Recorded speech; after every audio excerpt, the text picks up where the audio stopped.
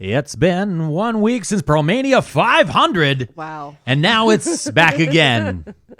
Hi. Hi. I didn't know that's what you were going to do. That really startled me. I liked it. Did it? Yeah. Oh, that's good.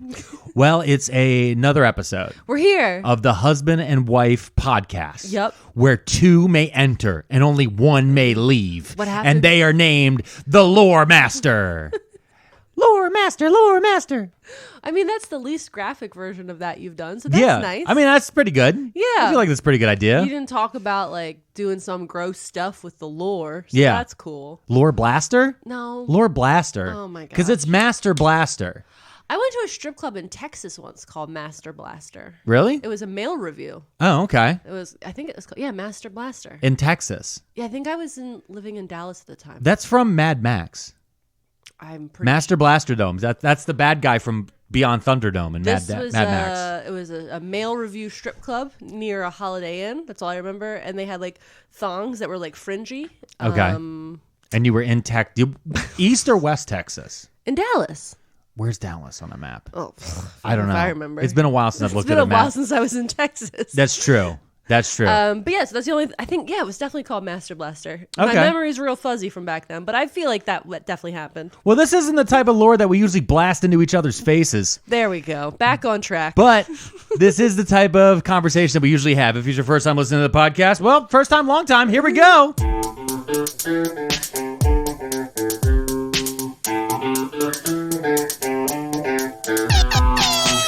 There's a place where you can't stay when the world gets too insane.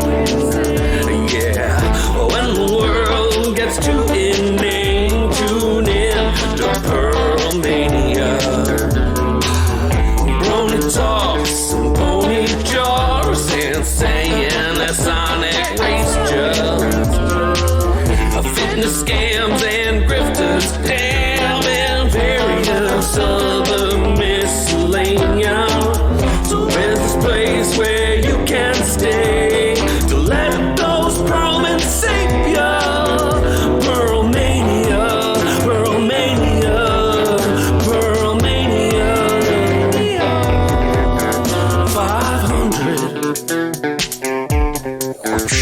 Take it away, Pearlmans, and remember to smile. Wow. Yeah, another week. Yeah. Another episode. Here we are. A lot of people really enjoyed the last episode. Yeah, because it was petty and spiteful. Yeah. And I loved it. I know. A lot of people really messaged how much they loved the Stuart Semple, Anish Kapoor episode. And also, quite a few people sent us some letters into our P.O. box. Oh, yeah, that was awesome. Thank you for all the stickers and the letters and all the fun notes. Yeah. I liked it. It was really cool. And I got to actually go to the P.O. box while my dad was in the car. Okay. And then when I came out and he saw, I was like, come out of the P.O. box with like a bunch of letters. Yeah. He's like, what are those? I'm like, they're from fans. He's like, you have fans send you stuff? I was like, yeah, it's cool. And he's like, this is like real, huh? And I was like, oh, man. Yeah, old man. Oh, man. Yeah, it's kind of real. Just a little bit. Just a little bit. But anyway, I just want to thank you to everybody for that. That was really cool. Yeah. And we do have an announcement about the Helium show. Okay, yep. Yeah, the big show, September 23rd. The early show. The early show. Old. Because we're very old. And we've been talking for a while about what time the show was starting. Yeah. But the club actually reached out to me to tell me two things. Number one, we've almost completely sold the show out. Hell fucking yeah, dude. Let's go. So if you're in Philadelphia area around September 23rd, it's a Saturday. If you see the tickets are still available, but we're getting close to selling out. Because we do things on Saturdays, not Sundays like psychos. Now, the other thing they did mention is that there was a scheduling issue. It wasn't us. It was not us. We didn't do it. The show, and if you've already bought tickets, you should have been notified about this. The show is now going to start at 3:30 p.m. Even earlier. Instead of 4:30 p.m. I'm going to be so in bed. Yeah. Before the sun even goes down. Honestly, y'all, you're going to be heading home before rush hour. Before traffic. Before traffic. Oh, we're going to beat traffic. We're going to be in our beds. Yeah. We're going to have a little bowl of ice cream when we get in the house. Yeah. After we put on our soft pants. So I just wanted to give everybody a heads up about that because we reached out to them very recently. There's only about, I want to say about 40 tickets left. I think everybody does that now, right? Like what? Post-pandemic is like as soon as you walk in the door, you just like, or just rip off your clothes and put on your soft clothes. Oh, yeah. I mean, that's what I do now. Yeah. You have to but I feel like that's more just an age thing for me. Oh. I get home and I'm immediately like, these pants are too hard. And I rip them off. Pants are too hard. I'm just like immediately gym shorts. No, I think for me it was the pandemic where The I was pandemic? just like in soft clothes Here's all the thing. time. Here's the thing, though. You need to take in one thing into account. What's that? You turned 35 at the same time the pandemic hit. Oh. I feel like that could be a pandemic That's a thing, Venn but that diagram. could also be a It's a circle. 35 plus thing. Where I was just like, these pants are too hard. I mean, I'm done. There's a reason why analytics and rating systems and all those things are an 18 to 35 box. Wow. Do you know what I mean? Wow. You Yep. know? Mm-hmm. Yeah. Okay. Now I you're, see where you're this not is- smizing at me anymore. Wow. You're not smiling with your eyes. And who taught you about smizing? You did. That's right. Yeah, you said that I made you smize too much, which is why you have those crow's feet.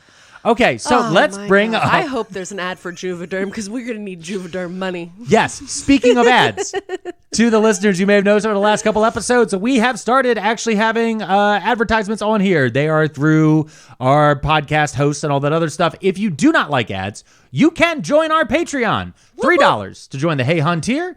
Yeah. $5 to join the team leads. And starting this week, there will be a new poll up for me for Oh, right. future podcast topics. Hell yeah. With that, we do have people who have already sponsored who want to get their shout out. So Let's shout them out, babes. let's hit that music. Hey, hon, let's meet our team leaders.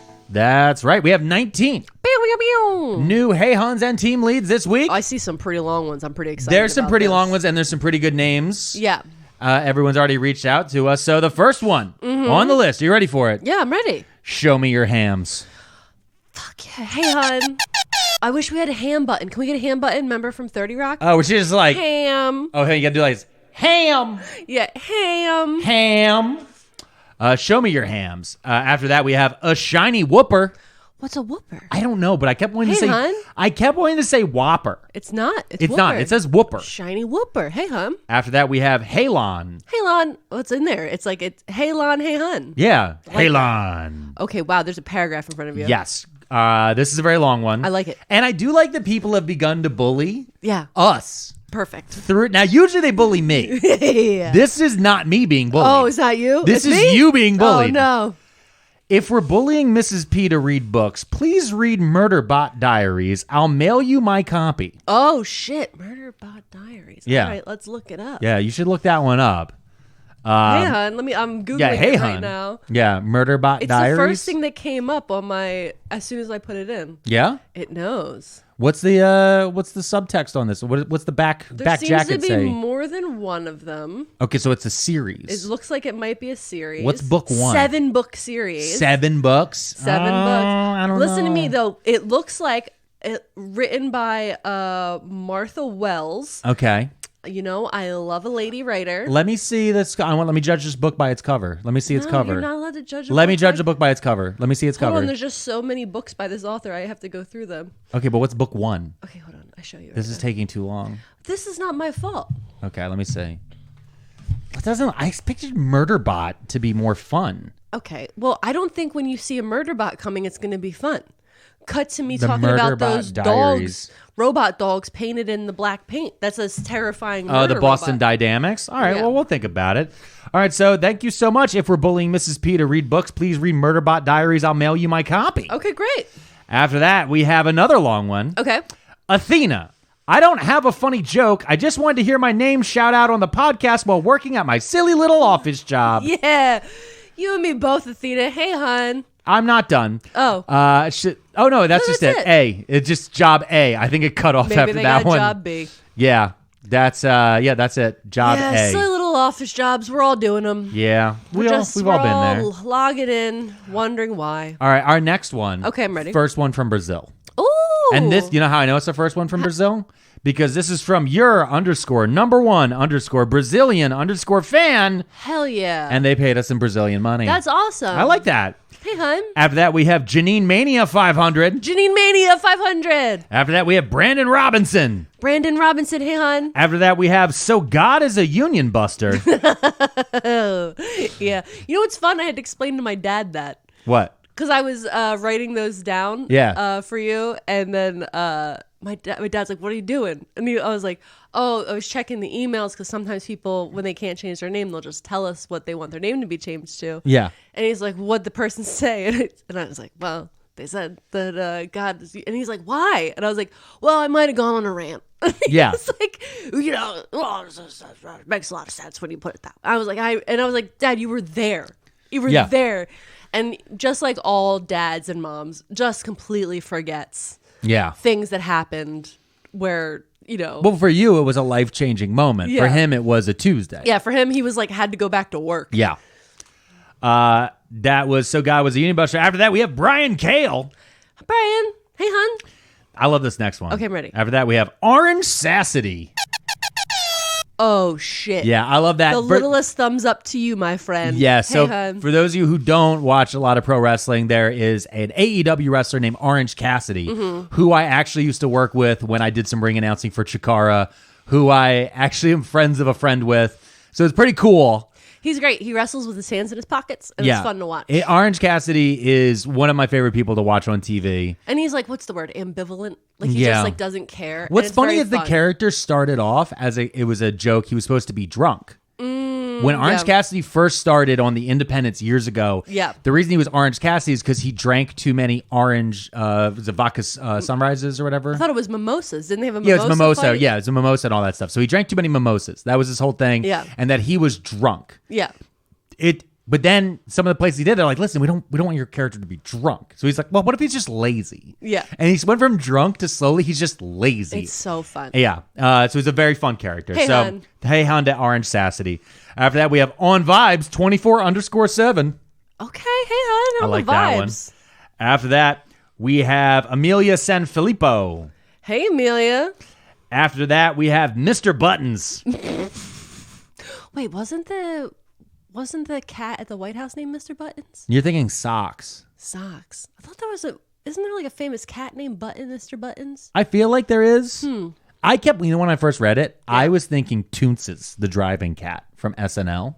I don't know what that is. Exactly. Because, you have memory loss. Well, okay. I might have damaged my brain a little bit. Yeah. And that's fine. Everybody's fine. After Mr. Buttons, we have... What? After Mittens, but Mr. Buttons. After Mr. Buttons, we have also a Screaming Ginger. Yeah, there's more than one. Hang Yeah. on. Unless you're in the woods of West Virginia. Wait, what? No, like that one guy? Oh. Yeah. But no, that guy, he started yelling at the Republicans, too, for using his song. Listen, it's confusing. I don't know He's what's mad happened. at short, fat people who may be getting Little Debbie snack cakes. And you know what? He in this song, Yeah. he said the fudge rounds. Yeah. And I'm like, you shouldn't be mad at people that are buying fudge rounds. Those people are already upset with their lives. Yeah. If you're looking at the Little Debbie section But and the you thing is- pick a fudge round as your thing you're going to buy, Yeah. when there's oatmeal cream pies available, when there's Swiss rolls, Don't forget Nutty Buddies. Nutty Buddy. Nutty Buddies, elite. If you are sad enough in your core to want a fudge round, there's no need for a man with a banjo in the woods to be singing down at you. See, here's the thing, y'all. I know y'all get mad at me because I don't have too many opinions about different types of cereal. Okay? You all get real heated that I don't have that many opinions about cereal. But when it comes to that weird snack cake section, that weird end cap at the end, that's where I live. That's facts. That's where I live. I'm there next to listen. Wait, do you like cosmic brownies? I've never seen you buy them before. Okay, so here's the thing with cosmic brownies and all of those brownie types, because Tasty Cake used to have the type of fudge brownie that has the nuts in them. Yeah. My school used to have those as like one of the little side treats you could get in elementary school. Of course. I loved them. Those fudge brownies with like the peanuts. Yeah. Right? My favorite thing to do with them was, number one, was to Roll eat them them. in a ball. No, you roll them into little poops. Yeah. And then you threw them at teachers. Okay, see, And then they took them away from us until we got to high school. And they were like, oh my God, we got the poop brownies back. And we bought them. And I was like, let me try to eat them. And it was like, oh, this tastes like wax. Yeah, they're a little waxy. They're a little waxy. I also used to like zebra cakes. Yeah. I'm pretty sure I liked a zebra cake. Yep. Anyway, we're going off on a tangent. We are. So thank you so much, also a Screaming Ginger. You led me to the Tasty Cake aisle. After that, we have Jelfie. Jelfie. Hey, After that, we have Hannah. Hey, Hannah. After that, we have Bethy Lou Who. Bethy Lou Who. Hey, hun. After that, we have James Davis the Third. Oh, shit, dude. Yeah, He sounds came in. important. Yeah. He sounds... The third? The Third. You know what? Fuck it. You're also an Esquire. Whoa. James Davis the You Third, just gave him a Esquire. law degree? Yeah, I just did. Honorary doctorate like a chiropractor out here. After that, and finally. Okay, finally. Are you ready for it? Of course. Hulk Hogan's job is brother. That's what it is. Hulk Hogan's job is brother. hon. Thank you guys so much. Oh, and one of my friends texted me, like within minutes of me posting the last episode, to be like, No, man, listen, I want to let you know, cherry vanilla Coke is supreme. Okay. And I was like, it caught me off guard how fast it hit me via text. I didn't know that I was going to be so controversial when I decided to let the world know I didn't like cherry vanilla or vanilla Coke as it is. Yeah, but with that, let me just say. Hey, let's meet our team leaders. So we did. We met them team leaders. They were all great people, fine people. Fine, great people on both sides. Yep. Some would say on both sides. Some would. Soon to be convicted felons might. Let me tell you something. So many people message us about Glitch McConnell, and I'm not going to say names here, but I was recently told, and I started doing a work with a little bit of volunteer stuff with a nonprofit. Yeah. And they were asking me like, we want to get more involved. And I was like, that'd be great. And they're like, we talked amongst ourselves about having you added you to the board. Yeah. And then someone in the organization looked me up and they were like, no, we can't because of you calling for the death of a politician. And I'm like, we didn't call. No, we just said we celebrate. We said we celebrate his life. Yeah, his legacy. Yeah, the ending. We're just very much looking forward to celebrating the end of his legacy. Yeah. And they were like, it feels like you're calling for it. And I just want to say once again, not calling for it. No. But we'll throw a party. We will fucking party. Let me tell you something. I'm going to make so many sweet treat snacks. Oh, my God. Now, all of that being said, we can call one shot. What's that? Which is on this episode. I can hit this button because you've already told me I can. Oh, right. And that's right, everybody. Buckle up. I did research, and I didn't find anti-Semitism. Yep. And we're going to go with that. But people might email me that I'm wrong and say, well, you missed something. But I tried real hard to find all the info. Because this week is the final week of August. Yeah. Which means it's the final week of Mrs. Pearlmania Quackery Month. Yeah. Deep dives into quackery. So here's what happened. We did the poll. Yep. Right? Everybody voted on the poll. And technically speaking, a different thing won. And this topic came in second place. But this topic is quackery. And so I was like, listen, making an executive decision. We got to keep all the quacks in August. Yeah. Medical quackery. So I pulled this from second place to get it done this week so that it fits in the August timeline. And then you got to write me a Google note so that next year in July, I remember to start looking up quacks again. Yeah. You know what? People will message us. People will be like, I'm looking so forward to August Quack Month. Quack Month. But with that, we are going to take a little break. Yep. Maybe you guys might hear some sponsored content. Maybe it's from Amazon. Who knows? Wait, no. Everybody. Well, people have been telling us. They've been commenting. Yeah. Home Depot. Okay. Home Depot. People said Home Depot. That's crazy. LinkedIn. This is a Lowe's household. It's absolutely a Lowe's household. Yeah. Even though fuck them too. You know what? Lowe's it's nicer when you're in there. You're like, it's nice. Except for the Home Depot down on Columbus Boulevard. Oh, okay. Because that one's got the good sausage and peppers. That's true. In Philly. Yeah. Yeah. Just want to be very clear about that. In Philadelphia. Listen, no, we don't have enough time. In Philadelphia, in South Philadelphia, there is a Home Depot on Columbus Boulevard that's got a little like cheesesteak hamburger stand in the walkway to go in. But it's they connected make to the best sausage and peppers. It's connected to the outside of the building. If you ever come to Philadelphia on a family vacation, you drive to this Home Depot. You get yourself a sausage and pepper platter. It's in South Philly. It's so fucking good. Yeah, it's actually insane how some of the best food is connected on the outside sidewalk of a Home Depot. They're not connected as a business model. They're not owned by Home Depot. Well, but it's the best part of that. But it is there. It is there for the contractors. With that, okay, we are going to take a break. You're going to hear some ads. Unless you're a Patreon member, then you're going straight to the episode. Here we go.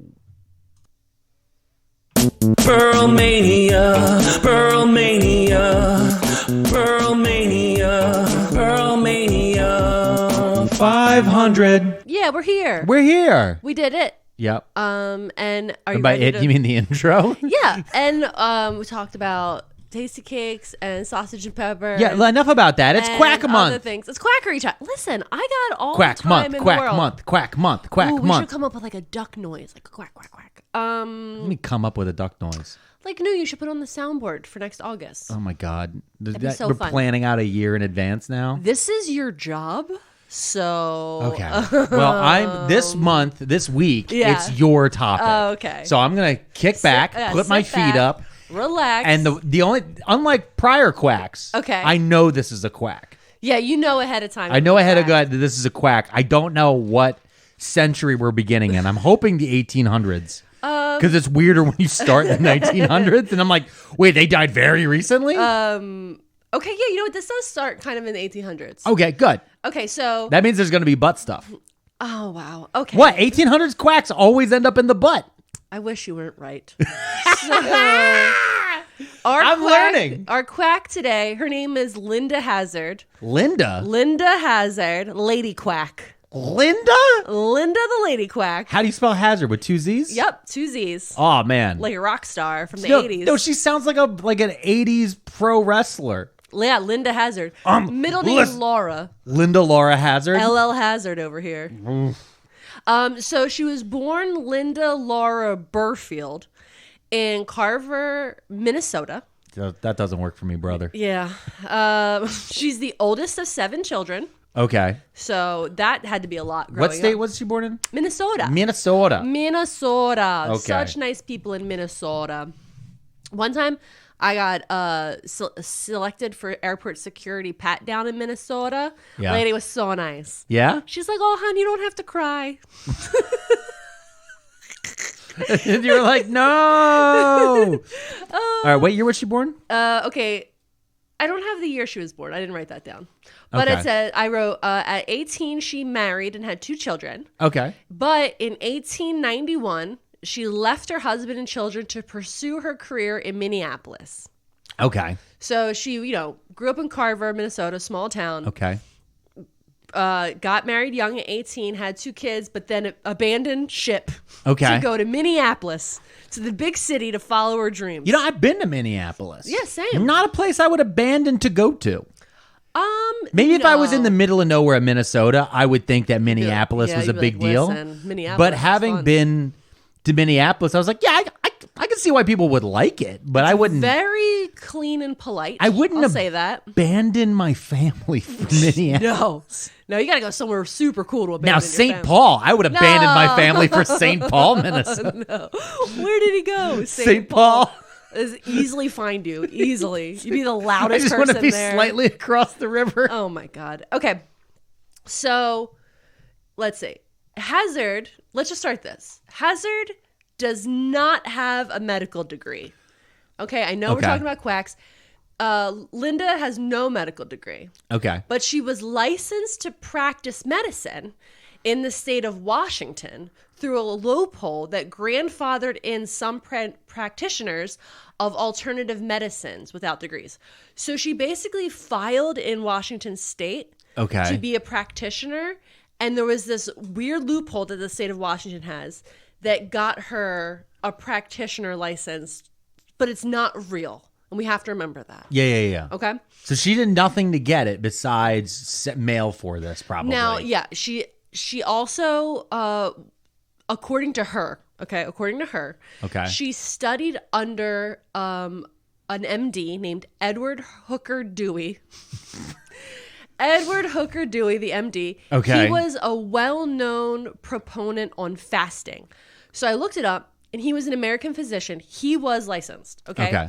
He was a pioneer of the idea of therapeutic fasting. So not eating to heal your body, okay? Okay. And his big claim to fame is that he is the inventor of the no breakfast plan. He wrote a whole thing about how we shouldn't be eating breakfast. I love this guy. This guy sounds really smart. I hate this Skip guy. breakfast. Oh, my God. Wait until lunch. No. Then eat a big lunch. Oh, I do love a big lunch. Take a nap. Yep. Okay. Now Eat a medium-sized dinner. Okay. I don't know about that. And then be mad. Okay. Then eat a lot of ice cream. Yeah, then too much ice cream. Yeah. No, I love breakfast. You love breakfast? As you know I do. I know. It's my favorite. I like a breakfast sandwich. Yeah. Because I like a breakfast sandwich with sausage. Okay, I like sausage. I like a sweet breakfast. I like a salty breakfast. I just like a breakfast. Okay. And the idea that this man came out and said breakfast is the reason for sickness is this guy's upsetting. Edward Hooker Dewey? Yeah, Edward Hooker Dewey. Let me tell you what I like about this time period. Okay, go ahead. A lot of people leaning on the middle names. Yeah, you had to back then. Because they were like, there's so many Edward Deweys around. You know? Yeah. Also, like, didn't they just like name their kids? Like, they named 5 of them Edward because they thought one of them or 5 of them would die. Yeah, but I mean, you would have some. Well, you had a lot of people in the family would share the same first name. Yeah. Because like, well, you know, back in the old country, yeah, Edward was he was like a noble part of the family, and so everyone wants to be named Edward. Like the guy with the you know, oh man, the word is escaping me. He made the little panini press, but he sold George it Foreman. Sold it as a way to cook meat. There it is. He named all of his kids George. Yeah. Yeah, but then he also gave them middle names. He also though got punched in the head a lot because he was a boxer. George Foreman was famous for being a boxer. and babe, rebranding a panini press. Babe, I just want to remind you something. George Foreman, out of everything, he was famous for being a boxer. I don't know that about him. He was an Olympian? Here's what I know. He did a lot of stuff. Daytime TV. Yep. He sold panini presses as a way to cook low-fat chicken. Hey, that was a way for many kids in college to be able to actually cook real meat in their dorm. Yeah. Because we weren't allowed to have grills. Well, we're all super excited for you. Yep. But it was, in fact, a panini press. That's true. And honestly, now I'm thinking about it, they just kind of vanished. We just don't have those around. I feel like they're still around. No, there's griddles. Yeah. But I'm saying in general, the ones with the lines, because the big thing with the George Foreman grill that people forget about is it had those like raised cuts in it. So you're supposed to like cook a chicken in it, right? Yep. Like a chicken breast, and then scrape all of the delicious juices away. Because then they were like, no, but now it's low fat. No, that's literally what I just said. I know. It was marketed as a way to make low-fat chicken, but no, I know, but it was just scraping the juice. I know. You just scrape away the juice, so now you're just having dry chicken. You were preaching to the choir. I never had one because I looked at my life and said, why would I take the delicious juices out of the chicken? Yeah. That's dumb. But now let's go back to this guy who skipped breakfast. Okay. I don't want to talk about him anymore. Her trainer was like, I'm a doctor. Don't eat breakfast. There should be a button on our board about people that don't like breakfast. Okay. I'm okay if you don't. If I know there's people that don't like breakfast. We talked about the Kellogg's, though, who were super into breakfast and butt stuff. Okay. I just love breakfast. Okay. So she claimed she trained with a doctor. Like I said, in 1898, she leaves her husband and her children to go to Minneapolis. Now, there's a bit of jump in timeline here because she is kind of off the grid, kind of hard to follow. But it appears in 1902, she kills her first patient.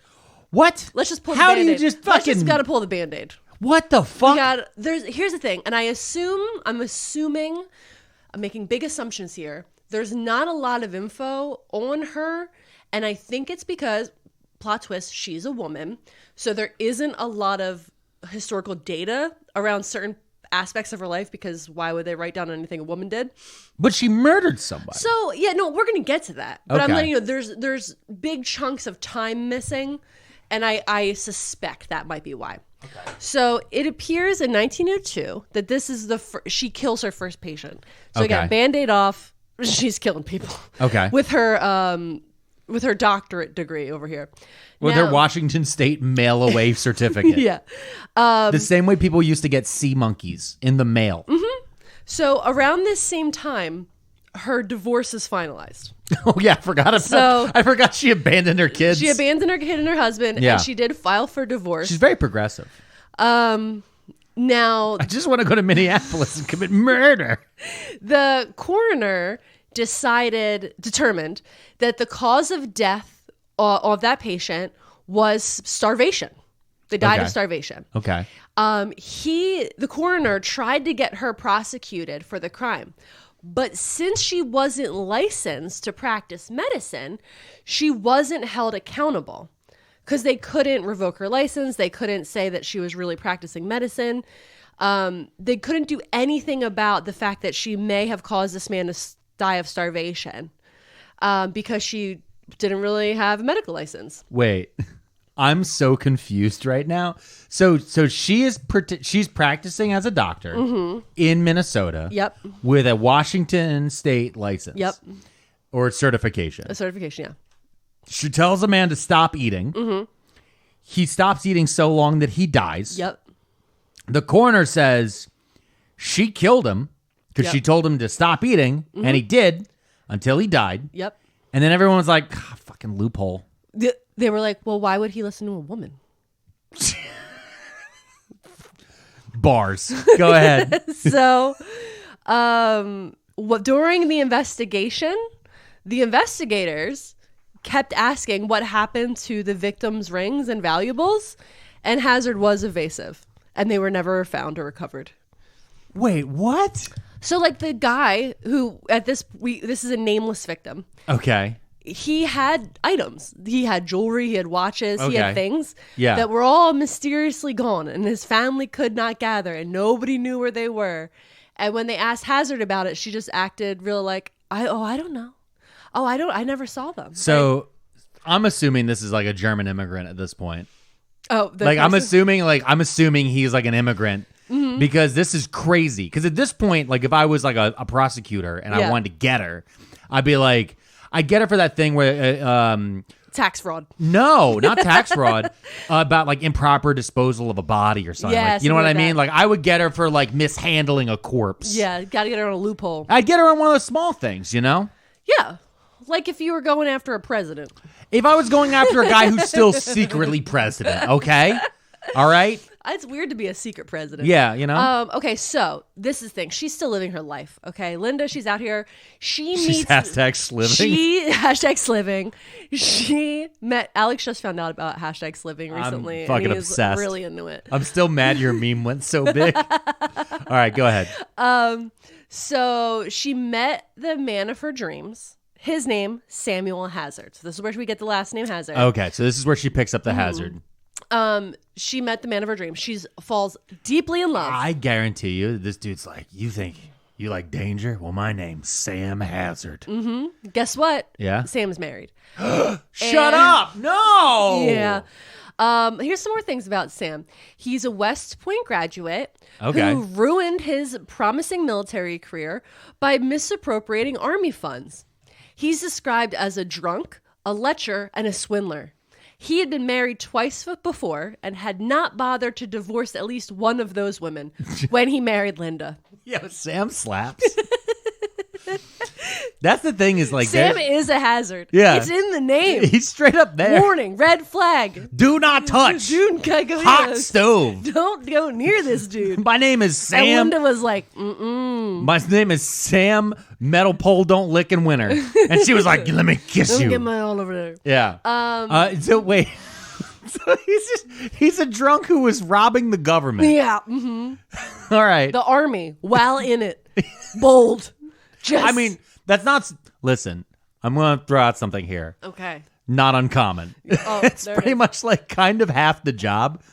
It's one of those things where like that old adage, you know, I wouldn't join any club that would have me in it. You know, like that was a famous thing from Karl Marx. No, I'm kidding. Groucho Marx.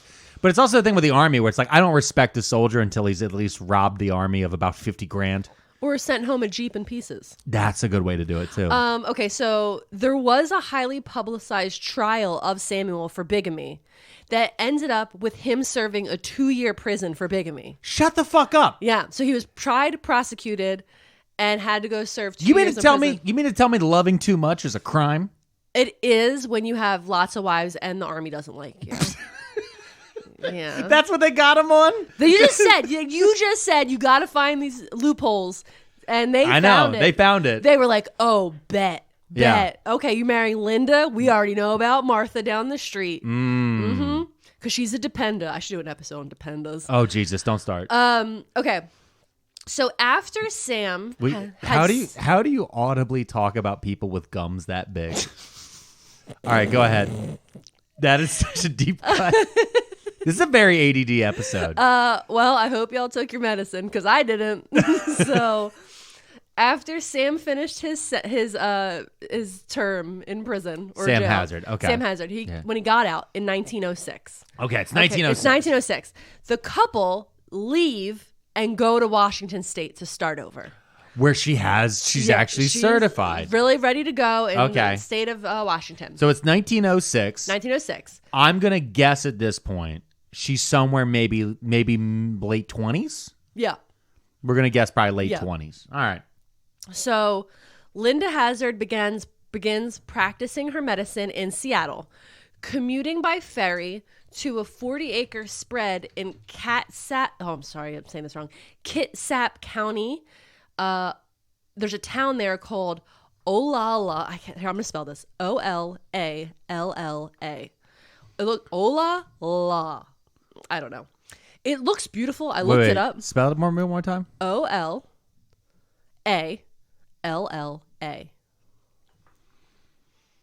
Olalla. No. That's pronounced Olalla. Okay, Olalla. She goes to the town of Olalla, and she decides that in this town, she dreams of building a sanitarium there one day. Okay? This is her goal.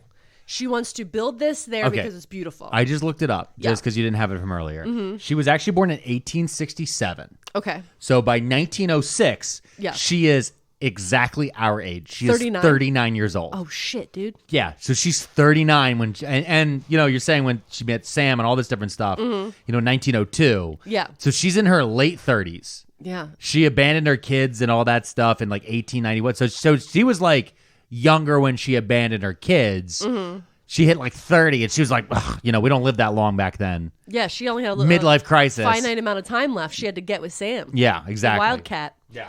So, okay. So 39, they moved to Washington. So here's the thing. I want to take a little step back and talk about Linda's expertise real quick. Okay. Leave that up, though, because we might want that later. Just her picture? Yeah. There's something there. I'll have you click later. Okay. So here's the thing. Her expertise, I'm using that in quotes, is she believed that almost every disease could be cured by fasting.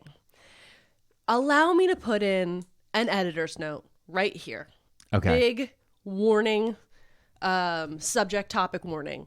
If you suffer from an eating disorder, if it's something in your past where like you could be triggered by the talks of starvation and really strict dieting, maybe this episode you just hop out of. Maybe we should have put that earlier. Should have thought about it, having an ADD type of time right now. Okay. But I'm just realizing, looking at my notes, this could be a bad time for people. Well, I'll put it in the description. Okay. I'll put it in the episode description. Cool. All right. Okay, so that's out of the way for everybody's well-being. So she believed that fasting could cure almost everything, that allowing the digestive system to, in quotes, rest, it would be cleansed, removing impurities from the body, and that maintaining like a fasted body would cure anything from a toothache to tuberculosis, basically. She believed that the real source of all disease was impure blood brought on by impaired digestion. Okay. No, I got it. It's so weird how people thought, like, how big dirty blood was. Yeah. Like that idea, you know, with leeches, all these different things over the years, where they just really stuck with dirty blood. Yeah. That was like their big go-to. It's like, you know what it is? Dirty blood. I know. How do you clean it? I don't know. Maybe we get bleach in there somehow. We could bloodlet. Yep. We could just stop eating to clean our blood. That was her thing, yeah. Yeah. Get the leeches, all those different stuff. Over the course of her career, she wrote 3 books about what she claimed was science. What she claimed was the science behind fasting and how it cured disease. The first was called Fasting for the Cure of Disease in 1908, followed by Diet in Disease and Systemic Cleansing in 1917. Again, killer name. A 5th revised version of Fasting for the Cure of Disease was published in 1927. And she had another one called The Ancient and Modern Key to Health. So she was out here writing books, selling her wares. Now, the thing is, she wasn't selling tinctures. You know what I mean? Like, she wasn't, like, we've talked about other quacks who were out here selling tinctures and pills through the mail. She didn't do any of that. She was selling these books to get people to fast. Yeah. Now, her regimen, her health regimen, included daily enemas. Okay. Daily enemas that went on for hours and involved up to 12 quarts of water. Okay. 12 quarts of water? Okay. If you have to get an enema. That's like 3 gallons, right? Yeah. If you get an enema, it's usually like a water bottle filled halfway up. Yeah. And that's like maybe a cup of water. Yeah. That's going to change your whole day. I think of like a large turkey baster. Yeah. Like squeezing the ball of a large turkey baster. And that's right gonna up the change butt. your whole day. Yeah. So this much water. 3 gallons. 12 quarts of water for hours. She was just in there. Around in there. Okay? You didn't have to. Yeah, I did. You should have warned people you were doing. I had to make eye contact with them while I did it. You just fucking motorboated. Patients were heard crying out in pain during these procedures. Well, of course. Yeah. She's hit them with a fire hose. The other part of her therapy was massage. And her idea of massage is not what you're thinking. It consisted of her beating her fists against patients' foreheads and backs. What? Their foreheads? One alarmed witness reported her doing so vigorously while shouting, "Eliminate! Eliminate!" What the fuck? So you have a crazy woman who is like, I'm going to shove this hose up your ass till you scream. Yeah. And then I'm going to punch you in the forehead. Screaming. Like at least the back, I was like, okay, at least the organs are there. Mm-hmm. What is your forehead? Head on. Apply directly to the forehead. Head on. Screaming, fucking eliminate. Also, I did, in this note, there was a part where they were talking about how she was considered a wiry woman and was described as being stronger than the average man. So, like, she's a tough gal. And for her to just be punching people and calling it massage while screaming at them and they have a hose in their butt, it's just a real time, you know? Yeah, I'm pulling up just a picture of her just to see. Yeah, she's terrifying. Yeah. Yeah, I mean, she's sturdy. She's a sturdy gal. Yeah, I can see that. So locals embraced her medical theories. Remember I told you she moved to Washington. Yeah. She moves to Olalla. Well, she's living in Seattle. I don't care what it's pronounced. Olalla is the funniest place to be. She goes to Olalla, and everybody there really likes her. They dig what she's selling, okay? One of the people that really dug what she was saying was a lady named Daisy Maud Haglund, who was a Norwegian immigrant. And after a 50-day fast under Hazzard's direction, she died on February 26, 1908, at the age of 38. So she is considered the first victim of Hazzard in the state of Washington. Okay. So she killed one back in Minnesota. Yeah. Not prosecuted, never charged, couldn't pin it on her. But now we're at one in Washington. One in Washington. And so this Norwegian immigrant, 50-day fast, she was staying in a hotel that was in Olalla, and that's where Hazzard was treating her, in this hotel. So she would take the ferry and treat her in the hotel as a doctor. See what I mean, though? Like I said, the last one I said was probably an immigrant. She's Norwegian. I mean, that's kind of one of these things is the people you prey on. So when she passed away, Daisy, she left behind her 3-year-old son, Ivar Haglund, which I looked up because it's interesting. Ivar actually started a successful brand of seafood restaurants that are still opened. Shut the fuck up. If you go to Washington State, there's, I guess, like a chain of restaurants called Ivar's. Yeah. They're like big seafood restaurants. And I looked at the menu. The menu looks real nice. It reminds me a lot of Big Fish down in Delaware. Wait. So a guy whose mom was starved to death was then just like, I'm never letting anyone. Open a restaurant. We're gonna have butter seafood. I'm never letting anyone crab starve cakes. again. Exactly. No, very literally that. Yeah. Very literally that is his experience. He's like food for the masses. Yeah. Okay. So here's one thing, and it's something that's been bugging me because while we've been talking about Quackery Month, especially because we've been talking a lot of the 1890s, 1900s, because it seems very weird, you know, when you and I have been discussing these things, because I keep thinking about it, and it's been racking my brain, that move from like 1890 to like 1930, right? Yeah. When like radio becomes really popular, when you think of like FDR running for president, there's a different view of medicine and science. And I'm like, what is the difference? And I just had to look it up. In 1918 was when elementary school was required for every American. There it is. In every state.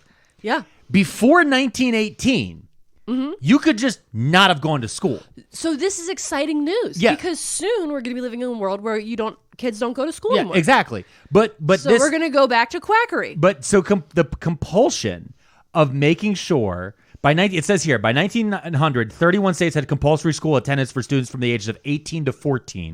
By 1918, every state required students to complete elementary school. I can't see anything to go all the way through high school. Yeah. But when you think about it, 1900, they had to at least go through 14. The population doesn't balance out. Yeah. Until around the 1930s. A little bit more critical thinking skills happen. Or at least the baseline of how scientific theory works. Yeah. Which is why in 1906, you can have a lady yelling, "Stop eating," and punching you in the forehead, screaming, "Eliminate." And people were like, she's a genius. Yeah. I paid her $25 a week. Exactly. Like, what the fuck? So, other victims soon followed.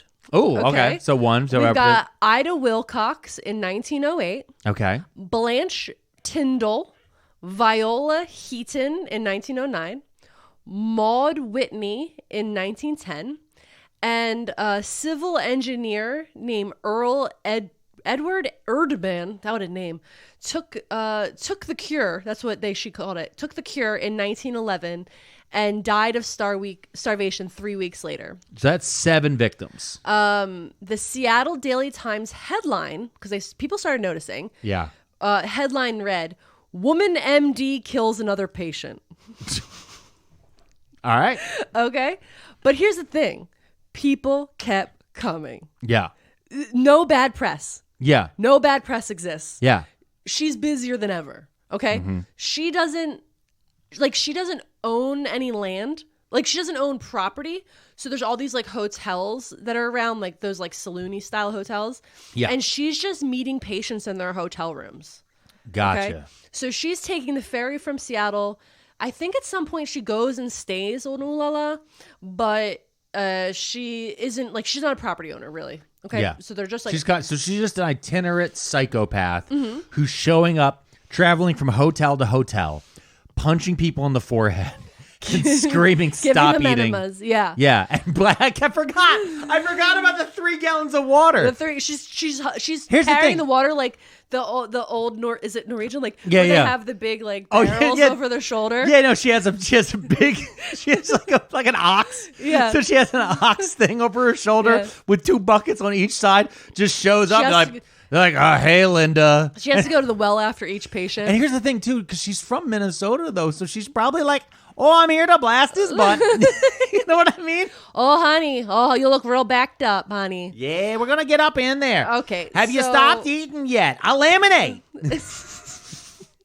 I can't get over the punching in the forehead is so shocking. Yeah. 3 gallons of water up the keister is like lost to me. Oh, you got to say keister if you're talking about Minnesota. Yeah, it's keister. It's up in your keister. Yeah. Okay, so we're going to talk about Frank Southard, Frank Southard, who was a law partner in the firm of Morris, Southard, and Shipley. And another man whose name is C.A. Harrison, who was the publisher of Alaska Yukon magazine. Both died under Hazzard's care a few months after that. Wait, so she killed a lawyer? Yeah. She killed a lawyer and a publisher of a magazine. So these are people who should be at least somewhat educated. Yep. Okay. Mm-hmm. Well, there goes my education theory. She up to 9 victims now. All right. And then also a man named Ivan Flux, Jesus Christ, who was an Englishman who had come from America to buy a ranch and who had fasted for 53 days under her supervision. Jesus. During his fast, Hazzard got control of some of his cash and property. And when he passed away, his family came looking for him and was told he died with only $70 left to his name. So again, he traveled from England to buy a ranch. And then ended up with $70 in his pocket. And 3 dead. gallons of water up his asshole. Mm-hmm. Okay. Yep. Now, authorities tried to step in.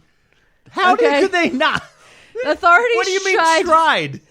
Okay. That's the part that's bothering me so much is the tried. The trying. I feel like at this point it's just, we're in 1911, right? Yep, we're in 1911. Yeah. Yeah. I want to be clear about something. I know. In other parts of the country, they were lynching people at this point. Yep. I think, was it Washington or Oregon at this point is like a whites only state. Like in their baseline constitution. I think it might have been Oregon. I think it's Oregon. Yeah, because I think it's always confusing because Portland, Oregon. Yeah. Because I always think like it's so weird that Portland has such an insanely racist history, right? So it's like, okay, so you guys do a lot of crazy, like weird vigilante justice all the time. Mm-hmm. This lady is starving people to death, punching them in the forehead, blasting them up the butt. She is now up to 10 straight victims that we know of. That we know of. And no, everyone's like, our hands are tied. Can't do anything about it. Okay, so they're She has a certain. Someone stamped the piece of paper. She got it notarized, babes. It's a raised seal. Like that's what this comes down to, is a raised seal on a piece of paper. So there's this guy, Louis Radar. Now he's a former legislator and publisher of a magazine called Sound Views, and so Louis Radar is wasting away. Another one? He's wasting away. Okay. Possibly victim Hazzard 11. was treating him at the Outlook Hotel, and health inspectors, again, people are like trying to get involved. Health inspectors they go to the hotel and they try to convince him to leave. They're like, we'll get you out of here. We'll get you on a ferry. We'll go to Seattle. We'll go to the hospital. We'll get you better. You got to get out of here. But Louis refused to leave. He said, no, absolutely not. Everything's working. I'm feeling better than ever. I love the way she punches me in the forehead. I'm really into it. After that, after the health inspectors came to try to convince him to leave, Hazzard spirited him away to a secret location where Louis Radar, who was 5'11", died weighing less than 100 pounds. Jesus Christ. Yeah. So add that to the tally. That's 11. Now, the health director of Seattle said he couldn't intervene.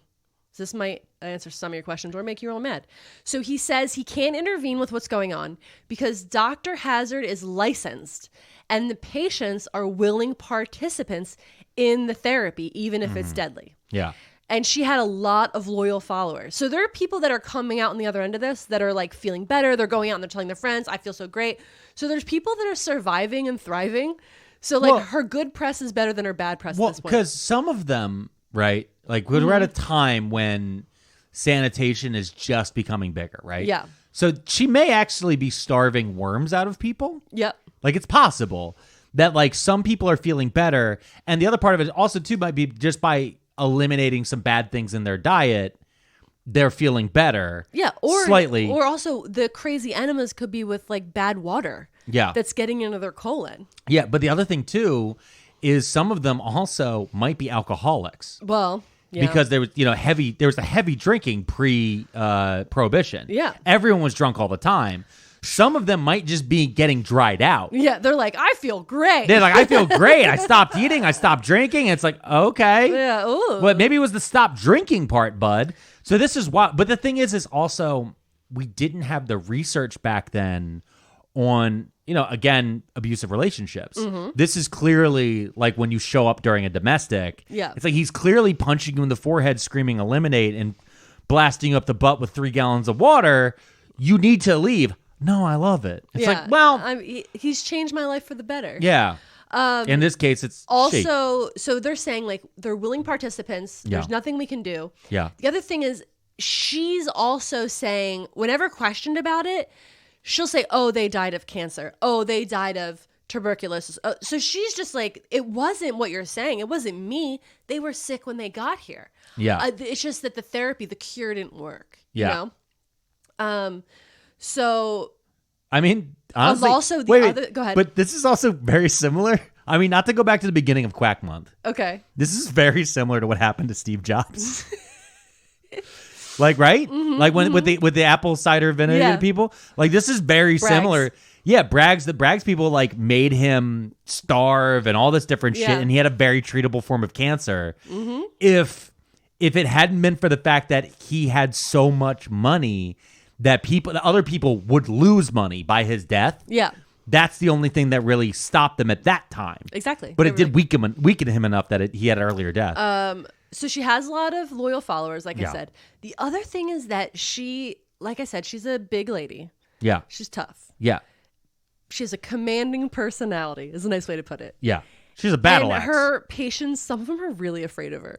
So, like, they're afraid to speak up and they're afraid to leave because she's actually so terrifying and intimidating. Yeah. That, like, there's people that are not willing to disobey her orders. Yeah. So this is, like, really aggressive, violent behavior. So when I pulled her picture up, yeah. I did get two feelings from her immediately. Yeah. The first feeling was Kathy Bates in that one movie. Misery? Yeah. I do get a little bit of that. Mm-hmm. But then when I see the one picture where she's older, you know who I'm actually getting the feeling of? What's that show, the Hulu show with the nuns? Not nuns, where the ladies... Nuns. The one with the red stuff. Handmaid's Tale. Handmaid's Tale, okay. The lady who's in charge of the handmaids. Oh, right. That, like, butch lady. I know who you're talking about. Yeah. That's the feeling I get from her, of that, like, command. That's just, like, the feeling you get when you look at her picture. Yeah, she's got bad energy, I'll say that. She does. So here's what the health director said. He said he was going to keep an eye on her. He's keeping an eye on her. And unless she started treating children... he wasn't able to step in. Okay. Yeah, so again, these people are choosing this treatment. He's like, they're all over 18. They're all over 18. They're willing to do it, even with the risks that we all see from the outside. Yeah. And he said, if she ever treats anyone that's a child, they're going to step in. But these are adults. They can make their own decisions. Okay. But the pattern is, there's a pattern forming. Okay. It was a big pattern. I mean, yeah, we have 11 victims now. The patients were, okay, here's the thing. The autopsy reports would list the deaths as starvation, as the cause of death, unless Hazzard performed the autopsies, in which case anything in the whole world would be listed but starvation. Okay. So, like, if they passed away and then their family came and took them on a ferry back to Seattle, the doctors there would be like, oh, they died of starvation. Yeah. But if their family wasn't there to move the body, Dr. Hazzard would just be like, oh, they died of something else. Again, a cut on their hand. Again, her doctorate came via mail. Yeah. Okay. Now there is. She's a doctorate the same way I'm a bishop. Because I paid extra. I did pay extra. I paid the $5 instead of becoming a free reverend. Yeah. I paid the New Life Church or whatever it is. You had to do that. Like I did actually pay $5 years ago. You had to upgrade. I created a PayPal account. Yeah. Back in like the late 90s, early 2000s, because a bunch of my friends became ordained ministers. Yep. And I was like, fuck that. And I wanted to be one step above them. God, there's the petty energy again. Yeah, I didn't want to pay. I think a cardinal was 20. 5 was fine. Like 5, like I had to steal my dad's debit card. Like there was a whole thing. Wow. To I'm like get him. What? Yep. He was here today. I know. We were doing yard work. I see him. Yeah. Okay. So dealing with some thistles. There's an exception to the pattern. The pattern we're seeing, there's a little flag. Okay. In 1909, 26-year-old Eugene Stanley Wakelins, okay, Eugene, we're going to say Eugene. 26-year-old Eugene's decomposing body was found on Hazzard's property. Oh. The son of a British lord had died as a result of a bullet wound to his head. Whoa. Yeah. So it was presumed a suicide, right? By who? Linda? By the police. Okay. They were like, this is a suicide. Okay. Linda Hazzard had power of attorney over this young man's estate, though. All right. And so she was the executor. And she wired his lawyer demanding that she needed more funds to pay his bills at the mortuary. Later, the British Vice Consul in Tacoma speculated that he had been shot by Hazzard, who was frustrated to learn that despite his aristocratic family, he wasn't actually rich. Yeah. It's just a title. Mm-hmm. It's just a title. Okay. So this is the beginning of a new pattern. Yeah. So they're like, out with the old pattern, in with the new pattern. We're going to be introduced to 2 new gals. Okay. Dorothea. Oh, sorry. I forgot to add to my tally. We're up to 12 now. Eugene. Dorothea and Claire Williamson. Okay. Okay. They're 2 sisters in their early 30s, and they're very rich. Ooh. Very rich. Okay. They're British. They're hypochondriacs.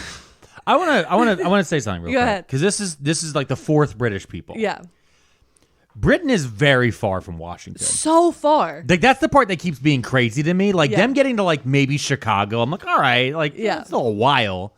But, like, getting all the way to Washington is nuts. But again, if you were in Chicago in 1911, yeah, you would run away to upstate Washington. For sure. Yeah? It smelled of beef and shit everywhere. Well, yeah, I know. I'm saying, though, like, someone going from London, right? Or from Cardiff all the way. You can tell I'm a Doctor Who fan because I brought up Cardiff. But going from there to America is already crazy enough. Yeah. Like, to get to the East Coast of America. Yeah. Right? To then go to Washington State. Well, I've never been to Washington State, and I've been in this country my entire life. I know. I keep trying to get you to go there. I know. I want to eat delicious salmon. I want to go to Ivar's and not starve to death. It looked like their menu had really good crab cakes. I'm going to look it up. Okay. Wait, no, don't look it up now. So rich British ladies. Rich British ladies who are hypochondriacs, and they have financial control of their large estate. Okay? Okay. They are both running their own money, and while visiting Victoria, British Columbia, this is going to answer your question for you. They're visiting Victoria, British Columbia, and they read an advertisement for Hazzard's book in the Seattle newspaper. They ordered it and received her brochure promoting her, in quotes, Institute of Natural Therapeutics in Olalla. Gotcha. Okay, so they're in British Columbia. So they're in Canada. All right, this suddenly makes a lot more sense. Okay. Because, now it makes more sense. Clam Jam? Yeah, I pulled up Ivar's. I found it. Wait, go back. Use the little arrow on the left there. It said Clam Jam. Clam Jam. Thursdays. Every Thursdays, they got a Clam Jam. It keeps jumping. Let's go. 7:30 to 9 at Ivar's. We're trying to get to that Clam Jam. I was looking at all their locations. They have acres of clams. Okay. They have a salmon house. Ooh. I don't know what that word is. Seafood bar, stadiums. Are they in stadiums? Oh, yeah. You can go to Ivar's sports in venues and eat Ivar's. What the fuck? They're in the Lumen Field. They're in T-Mobile Park. All right. We're going. I'm saying Ivar's feeding the people. So okay. She reads the newspaper. They're both sold. So they decided to travel from British Columbia. I'm picturing him like this. Memmy, we would like some money, please. No, they don't need it. They're in charge of their estate. Oh, shit. That's right. I told you. Yeah, they're 30 years old. They're in charge of their estate. And nobody can tell them nothing. Okay. I'm going to picture it this way. Jonathan Esquire, please wire money to Olalla, Washington, so we may go starve to death and be punched in the forehead while being blasted in the ass with up to 3 liters of water. We're British, so we do liters. Nice. Yes. So they decide to go and take her, in quotes, fast and cure. Here's the thing. They didn't tell their relatives. You're wrong. They didn't tell anybody what they were doing. Oh. They're just going. So the thing is their family already didn't like that they were always getting into unorthodox medicine. Because like I said, they're hypochondriacs, so they're trying everything. I bet they'd already been to Battle Creek. They've probably already been to Kellogg's. They've been to Kellogg's. They've been to all the different quacks. They probably had apple cider vinegar. Yeah. They've done it all. So they're like, they stopped telling their family what they were doing because their family was so like, you guys have to stop. They were probably, every time they brought up something. You're healthy and fine. Yeah. They're like, you are some of the richest people on earth. Yeah. You can afford food. Yeah. That means you're not fine. Sick. You're just bored. Yeah, basically. You're so rich, you're bored. Yeah. Okay. So, at a time when people worked since they were born. Yep. Until they died. Children were still in mines. They yearn for the mines. Yeah. So in 1911 of February, they visit Hazzard in her office. Hold on real quick. Okay, go ahead. They had just banned, it had child labor had just been banned. Yeah. Like maybe a weekend before this. I want to be clear to put this in people's minds. We're very close to, go back, do yourself a favor and look up. There is an image of child miners, kids who worked in coal mines. Yeah. And they're smoking pipes. These kids look so old as children. They had a hard life. Yeah, and they're like 7. Yeah. And they're like, fucking taxes. Like, this is crazy. And they're the generation that built the boomers. So yeah. It's fine. Everybody's fine. God damn. Yeah, these kids didn't need no fucking participation trophies. The canary died. We gotta get out of here. They were too busy. Yeah, the participation trophy was being able to bring the canary home every night. Alive. Just picture them all crammed in the elevator with the little canary. Oh, look at these children over here. They're elementary school enjoying field day. When we had field day, we were out in a field actually picking crops. Okay. And then we had to have union fight wars because the unions would show up and say, these children shouldn't be picking crops. And we said, fuck you, union communists. So we fought them while they wore red bandanas. We wore yellow bandanas. Yeah, and that's how the term shirts and skins have been invented. And that's where the bandanas and the pockets being color coded comes from too. Yeah, before they made it all gay. I got lightheaded on that. Yeah, you're talking too much. Talking too much like a 7-year-old child. That's a 7-year-old child. I'm a 7-year-old child who works at a textile factory. Because my hands are small enough to reach around gears. And I've got less fingers than most, which makes it even better. Because I lose them in the machinery. Yeah, but don't worry. My lips are smooth from the fetal alcohol syndrome. Oh my God. It's going too far. This is going too far. It's a very ADD episode. So they go and they visit Hazzard in her office at the Northern Bank and Trust building. Okay. They're told there that her sanitarium wasn't ready yet, but she would treat them in Seattle. So basically, in her pamphlets, she was saying that the sanitarium already existed. Yeah, so she's describing something like Battle Creek, like this big, amazing, beautiful hospital. Exactly. And it's not there. But it doesn't exist. Yes. So as soon as they meet her at her, in quotes, office. Which is a hotel. This was in a bank. Okay. She was like, oh no, like it's still under construction, but don't worry. But she took them to Seattle. Again, on the ferry across, and treated them in a hotel in Seattle. I think it's because they were fancier, so she wanted them to like be in a fancier place. Yeah. That's what it seemed like.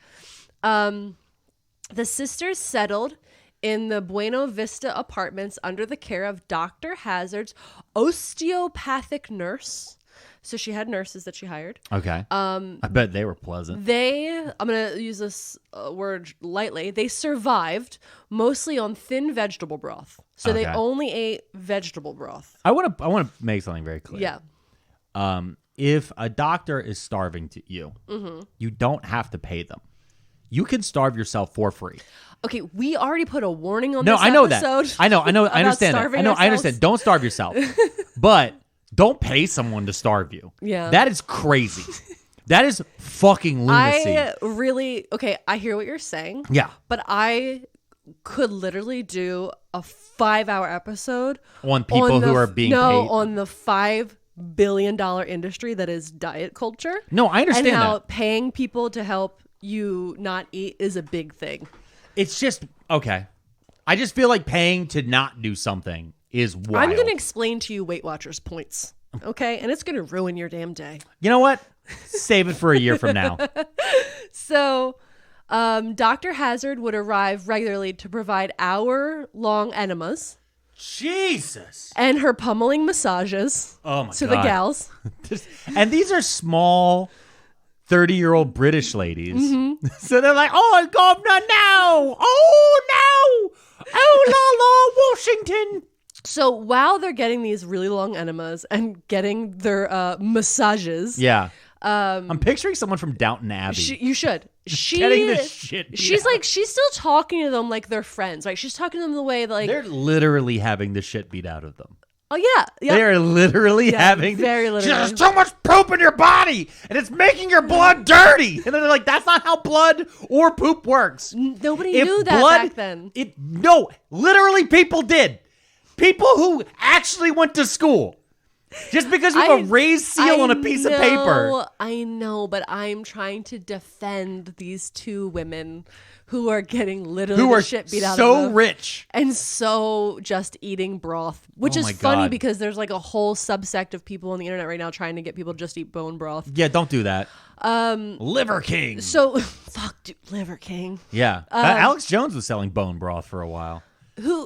Also, but I will say one thing. Okay, go ahead. Bone broth? Yep. Cool name. And every time I hear it, I'm like, that's pretty cool. And then you drink it and you're like, this is just fucking broth, dude. It's just stock. Put some vegetables in it. It's just a ham hock, some beans. Am I wrong? Bone broth, right? Yeah. It's just chicken stock? It's usually beef. Yeah, okay. Yeah. But it's okay, beef stock. It's just stock though, right? No, it would be okay. So there's a difference between broth and stock. Okay, I don't know this. That's why I'm asking you. I'm pretty sure I might get corrected on this, but stock is usually when you have the vegetables in the water with the bones. Okay. So as you boil it, you're getting that vegetable flavor with the bone flavor. Okay. And then if you just do bones, that's broth. Okay. I'm pretty sure that's what it is. So you're paying more for less. Exactly. Because you're, again, fucking stupid. Okay. There are probably people that listen to this that like bone broth. It's they have it for breakfast, like Gwyneth Paltrow. No, that'd be beef broth is what it actually is at the end of the day, but go ahead. Okay, so here's the thing. She's pummeling them. She's jamming the water up. She's not feeding them. Yeah. But she's still talking to them like they're friends and she's their doctor. Yeah. And while she's talking to them, she starts inquiring about their lives, about their, what they do for fun, about their business affairs, about like the things in their life. And she's like, oh, you know what? If you need to store any of your items, I have a safe in my office. And I can let you keep all of your diamond rings, real estate deeds, and all that stuff in the safe. So you're not just keeping it in your hotel room in Seattle. That's dangerous. Yeah. Yeah. So by April, the sisters were emaciated and delirious. All right. Mm-hmm. And so so they're cuckoo bananas because, again, they're hungry and getting beaten up and they're not well. So she transfers them to Olalla. Okay. So because again, I get there's not enough information on this. Yeah. But it seems like from what I was reading that they had wanted to be in Seattle because they're rich, fancy gals. Yeah. And she wanted them to be on Olalla. Because she had more control there, because that's where all of her things were and her people. So once they were so delirious that she could just control them, she pays for an ambulance ferry and gets them both to the island. Gotcha. So that they're away from Seattle people. And then she's like, "Welcome to my shack." Kind of. Yeah. So should we take a break here? Yeah, I think we should take a break. Mm-hmm. You know what? I feel bad for whoever's advertising in the middle of this. Oh, well, somebody did tell me there was a BetterHelp ad. Well, fuck them. We'll be right back. Unless you're listening on Patreon, then you're still here. Okay, yeah, great.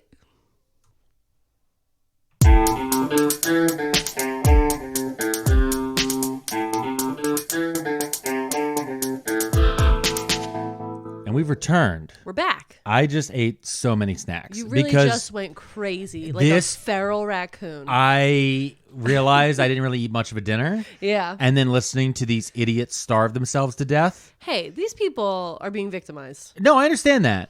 Like idiots. Okay. They are being convinced to not eat for money. Yeah, and I just watched you not chew a tasty cake. Yeah, I just took 2 Casey takes, swat them like a duck. Yeah, like one of those big pelicans. Yeah. You just ate all your dinner snacks as a pelican. Yes. Okay. Real quick. Yeah, go ahead. Because I was thinking about it while I was wolfing down Hershey bars, a bag of potato chips, and some tasty cakes. Yeah. And a refill of water that I put in my mouth, not up my butt. Yeah, okay. I want to be clear, I did not put 3 gallons of water up my asshole. Not in the break time of 15 minutes. No, not during that time. I've been thinking a lot though about Linda Hazzard. Yeah. And who I would have her play. Okay. In a like a television, not like a movie. Yeah. But again, like a mini series. A mini series, yeah. And I've come down to 2 people in my mind. Okay, I already know who's in my mind. Okay. Well, one is young Kathy Bates. Because, again, I keep picturing... Because Kathy Bates is very good at domineering. Yeah, she's great at and that. And controlling. Mm-hmm. And the other one is the lady who played Nurse Ratchet or Kai Wynn in Deep Space Nine.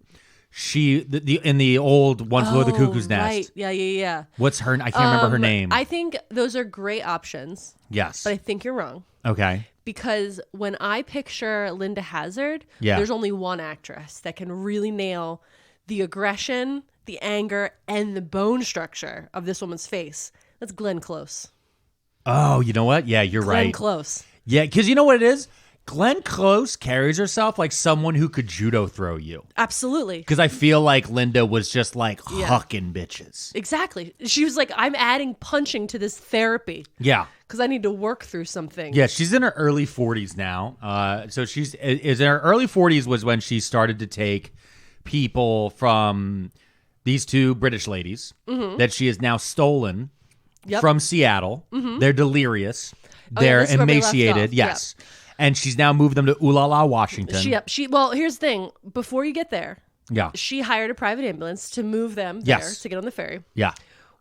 Before they get on the ambulance, just before they get out of the dock, Dr. Hazzard's private attorney obtained what is described as a very shaky signature from Claire.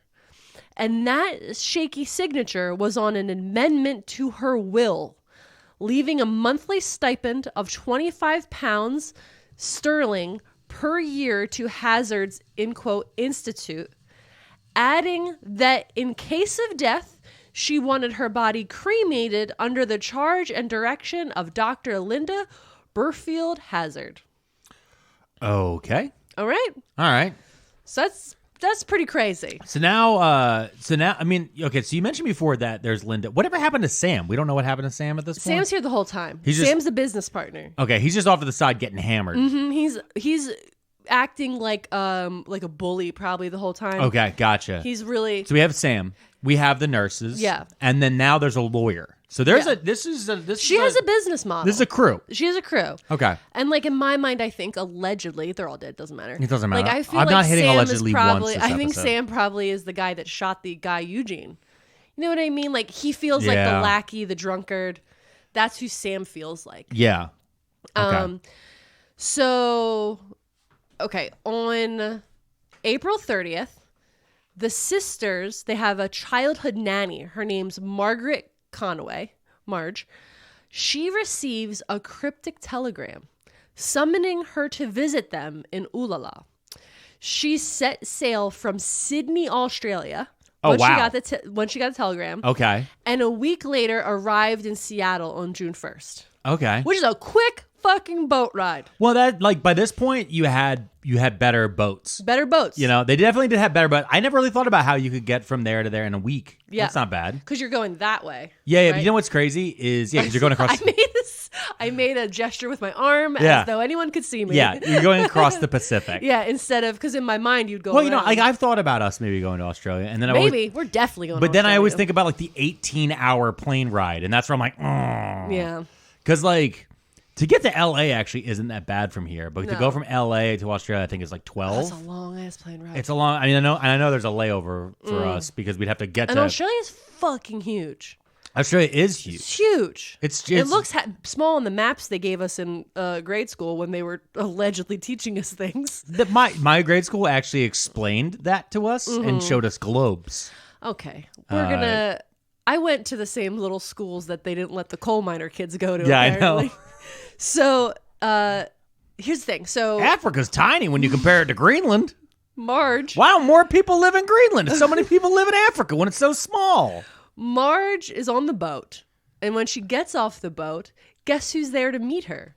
Samuel Hazzard. Uh-oh. Meets her at the boat. That's crazy that I asked where he was. And you're like, he's read the next fucking paragraph. He's ready. And he takes Conway to Linda's Seattle office. So again, he's in the direction now. He's in charge. He's the driver. Yeah. There, Conway was told that Claire was dead and that Dorothea was insane. So she gets off the boat. Sam meets her. He's like, "Oh, I'm Dr. Hazzard's partner in business, blah, blah." And then they sit down with Dr. Hazzard, and she starts explaining to him, like, you know, we know that you're upset and concerned, but listen, Claire died, and Dorothea has gone insane as part of her medical issues. Okay. And this is the lady who had raised them since childhood. Yeah, the nanny. This is basically their version of a mother. Yeah, because rich people don't have moms, they have nannies. Yeah, exactly. So I'm like, this lady has cared for them since childhood. Okay. So she is then taken to the ER Butterworth and Sons mortuary and shown an embalmed body, but Marge did not recognize it as Claire. Now, devil's advocate, a starved body might look very different. Yes, than it what would she's be used to. very gaunt in the eyes. But at the other side, it could have just not been Claire. Yeah. And they could have paid off the mortuary to show a fake body. She was then taken to Olalla for a reunion with Dorothea, who was now described as a human skeleton, living alone in a cabin, no better than a shack. So you were right. Hey! She moved them to a shack, again, because they're so delirious that they can't argue with her. Yeah. Right? Dorothea immediately begged Marge to take her away. But the next day when Marge came to pick her up, she withdrew her request and insisted that the cure was doing her a world of good and that she didn't need to leave. She was just overreacting. Okay? So she definitely got punched in the head all night as they yelled, evacuate. You're staying here with us. Yeah. Also, this is one thing with these stories, especially from the 1900s. Yeah. Again, it's one of those things that's like, all right, well, tomorrow morning I'll take you. It's like, why not right now? Right now. You literally... The one sister's dead. Yeah. The doctor who murdered her told you that this one's insane. Yep. And she's a human skeleton. Human skeleton. Okay. Okay. So Margaret stayed with Dorothea. She's like, okay, we don't have to leave, but I'm staying with you, hoping to convince her to leave at a later date. Right? So she's going to stay there. She's going to monitor her, keep eyes on the crazy. She did try to sneak her some rice and flour. So, remember how I told you they were eating nothing but broth? Yeah. She started mixing in flour into the broth to try to make it, more calorically dense. Yeah. Which is smart. She's not trying to eat a cheeseburger because that would kill her. Exactly. But she's trying to... There's no way her body could handle it at that point. Yeah. So she's slowly putting rice and flour in the soups. And the broth, by the way, this is where I found out some more details about the broth that they're all drinking. It was made from canned tomatoes. And I can't think of anything worse. Canned tomato broth. Oh, what a thing. At least give him a grilled cheese to dip in it. You're really missing the point of what she's doing. I know. I understand what she's doing. This is why you're never going to get the cure tasty cakes. Listen, if a doctor ever looked me dead in the face and was like, you can't eat tasty cakes, I would look at him and be like, you're a fucking quack. You're a quack. What's next? I can't have ice cream? Yeah. You fucking take your apple cider vinegar, blow it out your ass. And you've already taken... No, exactly. We're going to blow it out your ass. They already took cigarettes from me. They're not taking my goddamn tasty cakes. You'll take my butterscotch crimpets from my cold, dead hands. Okay. You know what? There's people that listen to this don't know what butterscotch crimpet is, and that's fun. Yeah, you know what? That's great for them. So it's delightful.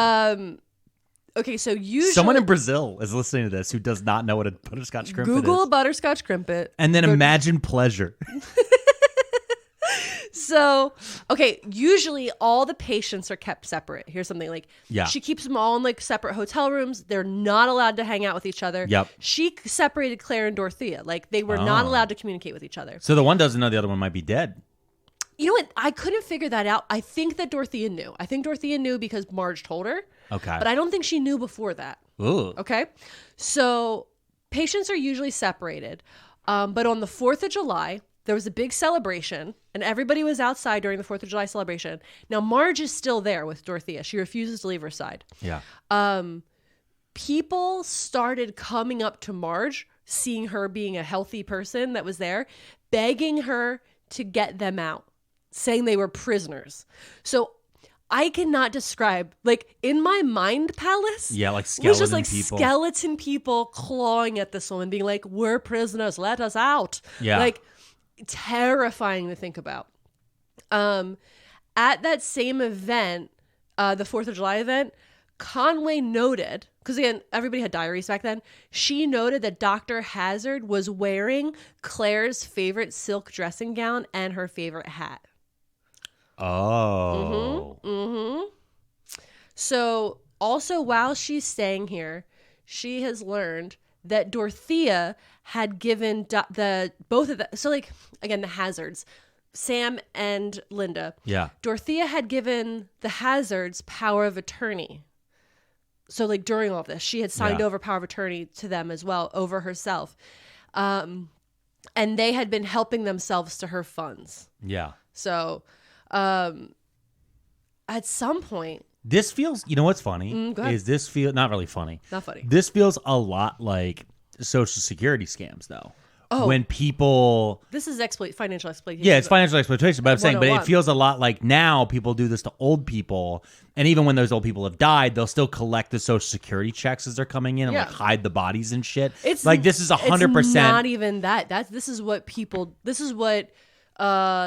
adult children who are abusive to their elderly parents, they get fake power of attorneys and then clear their bank accounts and say, but they owe me that money, and then I get really mad.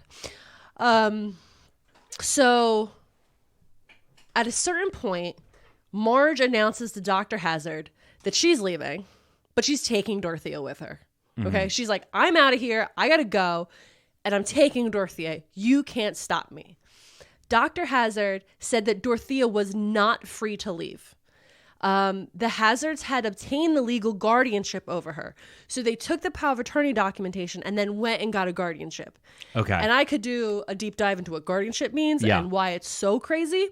But like having a guardianship over somebody is... A doctor getting a guardianship over a patient is fucking insane in this scenario. And so they're like, she can't leave because she is under our guardianship and you have no rights to her. Basically, she's our property. I want to point something out. Yeah. This is in America. Yeah, right? Mm-hmm. Get a gun. Okay. Just shoot Sam in the face. I feel like if you shoot Sam, Linda would be like, oh, Sam! And I don't think so. You think Glenn Close? She'd be like, good, finally, get rid of that motherfucker. No, I feel like that weirdly. It's one of those weird ones where I just she's pictured like Glenn a big... Close in the little circle glasses. Oh, yeah. You know what I mean? No, but I think it's one of those one weirdly where she's like a big bad bitch to everybody, but like except when it comes to Sam. Oh, yeah. She probably has a soft spot for Sam. Yeah, just soft for Sam. He punches her in the forehead. Whoa. Eliminate. So... Put your 3 gallons of water inside of me, Sam. Sam and Linda explain to Dorothea that she would be spending the rest of her life with them. So they're going to murder her. Yeah.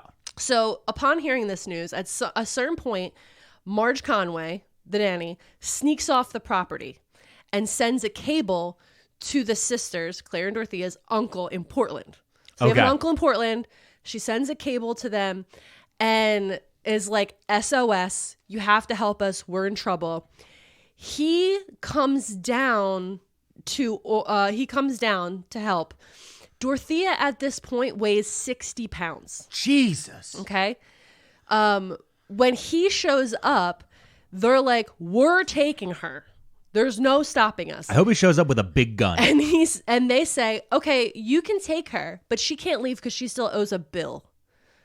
And so they present her with a $2,000 bill, like of things that she owes for care, even though they've been taking her money the whole time. They've been taking her money, also not giving her anything directly out of the account. They've been taking water, which at that time was free. Yep. Blasting her in the ass with it. Yeah. They've been punching her in the forehead, and they've been giving her tomato broth. Yeah, gross.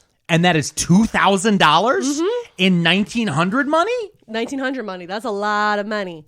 So here's the thing. The uncle, I couldn't find a lot about the uncle. I wish I could, because they paid the ransom, but he negotiated a better number. Nice. He was like, I love this. He was like, yeah, okay, fine. I love that for him. It's like, okay, it's a ransom. I get it. Yeah. How about it? What about $1,000? Okay. So they agreed to let her leave for the, in quotes, bill. But he wouldn't pay the full $2,000. He was like a lower number, right?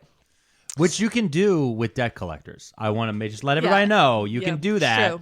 When a debt collector finally buys you, they don't buy your bill for the full amount. Yeah. So the British vice consul in Tacoma brought pressure down on Kitsap County. Now again, Olalla is in Kitsap County. Yeah. They want the county to prosecute Hazzard. And the prosecutor, the county, said they couldn't afford it because she was too wealthy. Again, she's very successful at what she's doing. Yeah. She's stealing people's jewels and money and charging them for this cure, in quotes. So she's so successful and financially well off that they're like, we actually can't afford to prosecute her. She's murdered 13 people. So the thing. I just want to remind everybody, she's murdered 13 that people. we know of. Here's the thing. Dorothea is well now. Dorothea's had a grilled cheese sandwich, babes. All right. She's in Portland with her uncle and Marge. They're feeding her. They went to a real doctor. They stopped punching her. Yeah. She's drinking. She probably had a nice Coca-Cola with a slid cocaine in it. You know, I don't remember what year that was invented. Yeah. But no, they had this is Coke. This isn't New Coke. This isn't Diet Coke. Diet Coke. Oh, yeah. I would love a Diet Coke right now. Yeah. So Dorothea hears about the British Vice Council trying to get this to happen, and she offers to pay for the prosecution in full. Dorothea's like, oh, you need money? Bet. I got money. They murdered my sister. Yeah. So she says she's going to pay for the prosecution. In August of 1911, Linda Hazzard is arrested. Yo, let's hear it for the boys. I mean, still ACAB, but fuck Linda Hazzard. Yo, the Tacoma Daily News headline read, officials expect to expose starvation atrocities. Dr. Hazzard depicted as a fiend. A fiend. A fiend. Yo, R.I.P. Bray Wyatt. Oh. Well, he was the fiend. I know. That I was love one of his his wrestling puppets. characters. I love his puppets. Yeah. Dr. Hazzard said that she was being persecuted because she was a successful woman. And she gatekeep girl bossed them. She's gonna gatekeep girl boss this. And now she's gaslighting. Exactly. And this is back when they had gaslight. And that the cabal of traditional doctors resented her success and opposed natural cures.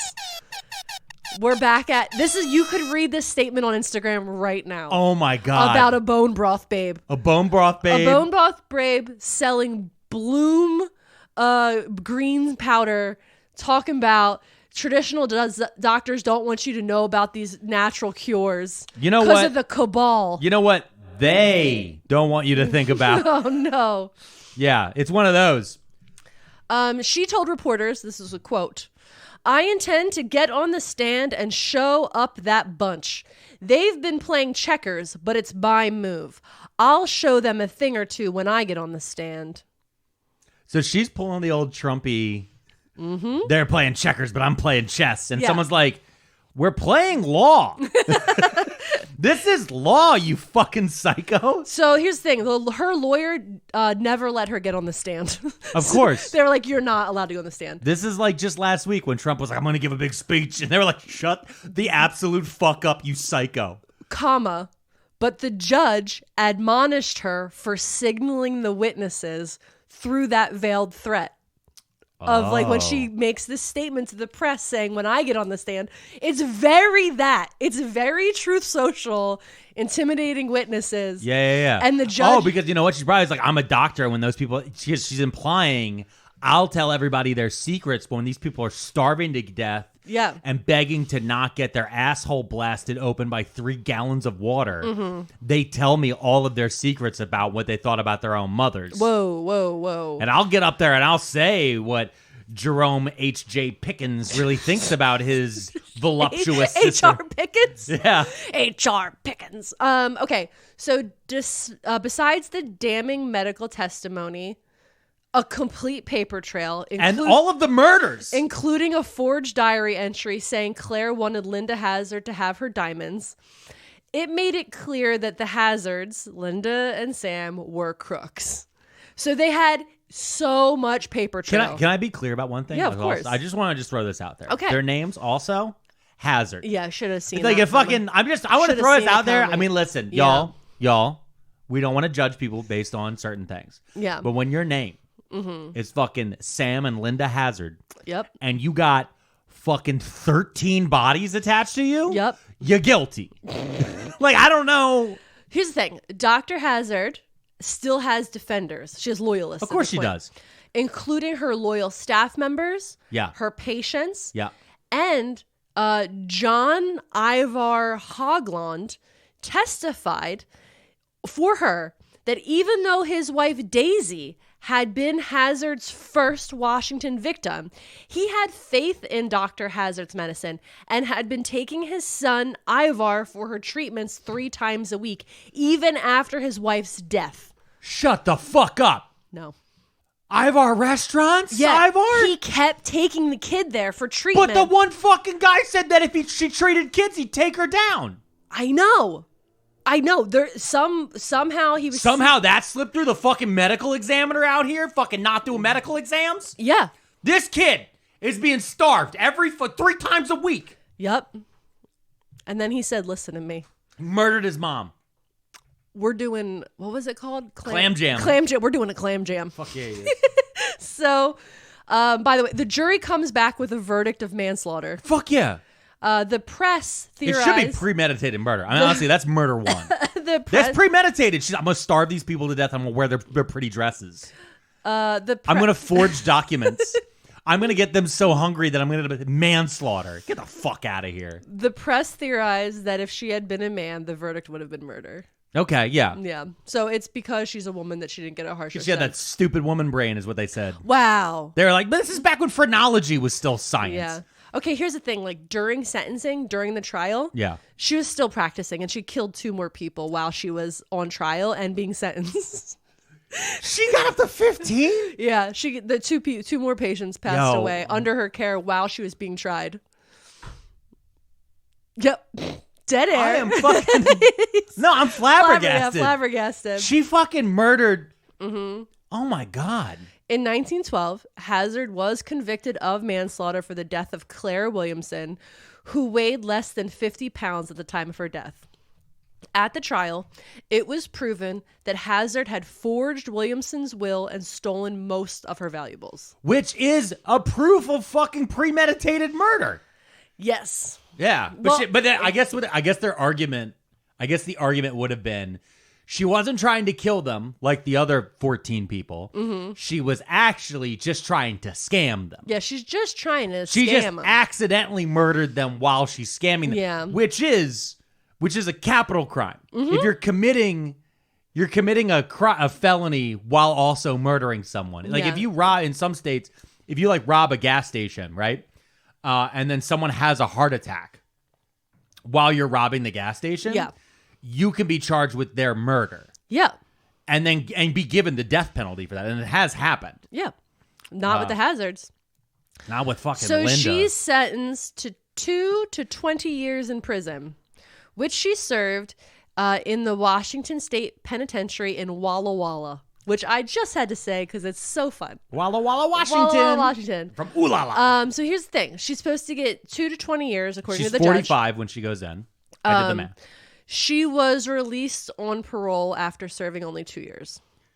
The governor, Ernest Lister, gave her a full pardon. What? Yeah. I looked him up. I couldn't find any reasoning or line that connects him to her in any way. But for some reason, he gave her a full pardon. I think it's just paid off. I suspect that Samuel was still on the outside, got some of those diamonds and rubies and jewels and shit. Yeah. And made a payment to the governor and got her out in 2. Because minimum was 2 years. Yeah. That's what I think happened. Here's what I think. I think that there probably is definitely some payoff shenanigans. Yeah. And 2, like you said, she had a lot of fans. Yeah. And as we know, fans of like culty people like this, especially quacks, are fucking annoying. Oh my God. And imagine like you're sitting around, you're being the governor, and you're like, let me just shut these fucking people up. What if we just let her go? What if we just let her go? What'd she do? She killed a rich British lady? Oh God. Fucking, I don't like rich British ladies. What are they doing in my country? Yeah, this is America. Yeah. USA.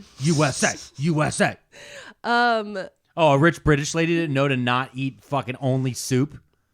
How is that a crime? Like that's how I see this probably racist fucking governor who's super into phrenology. They're all into phrenology, which is making a comeback.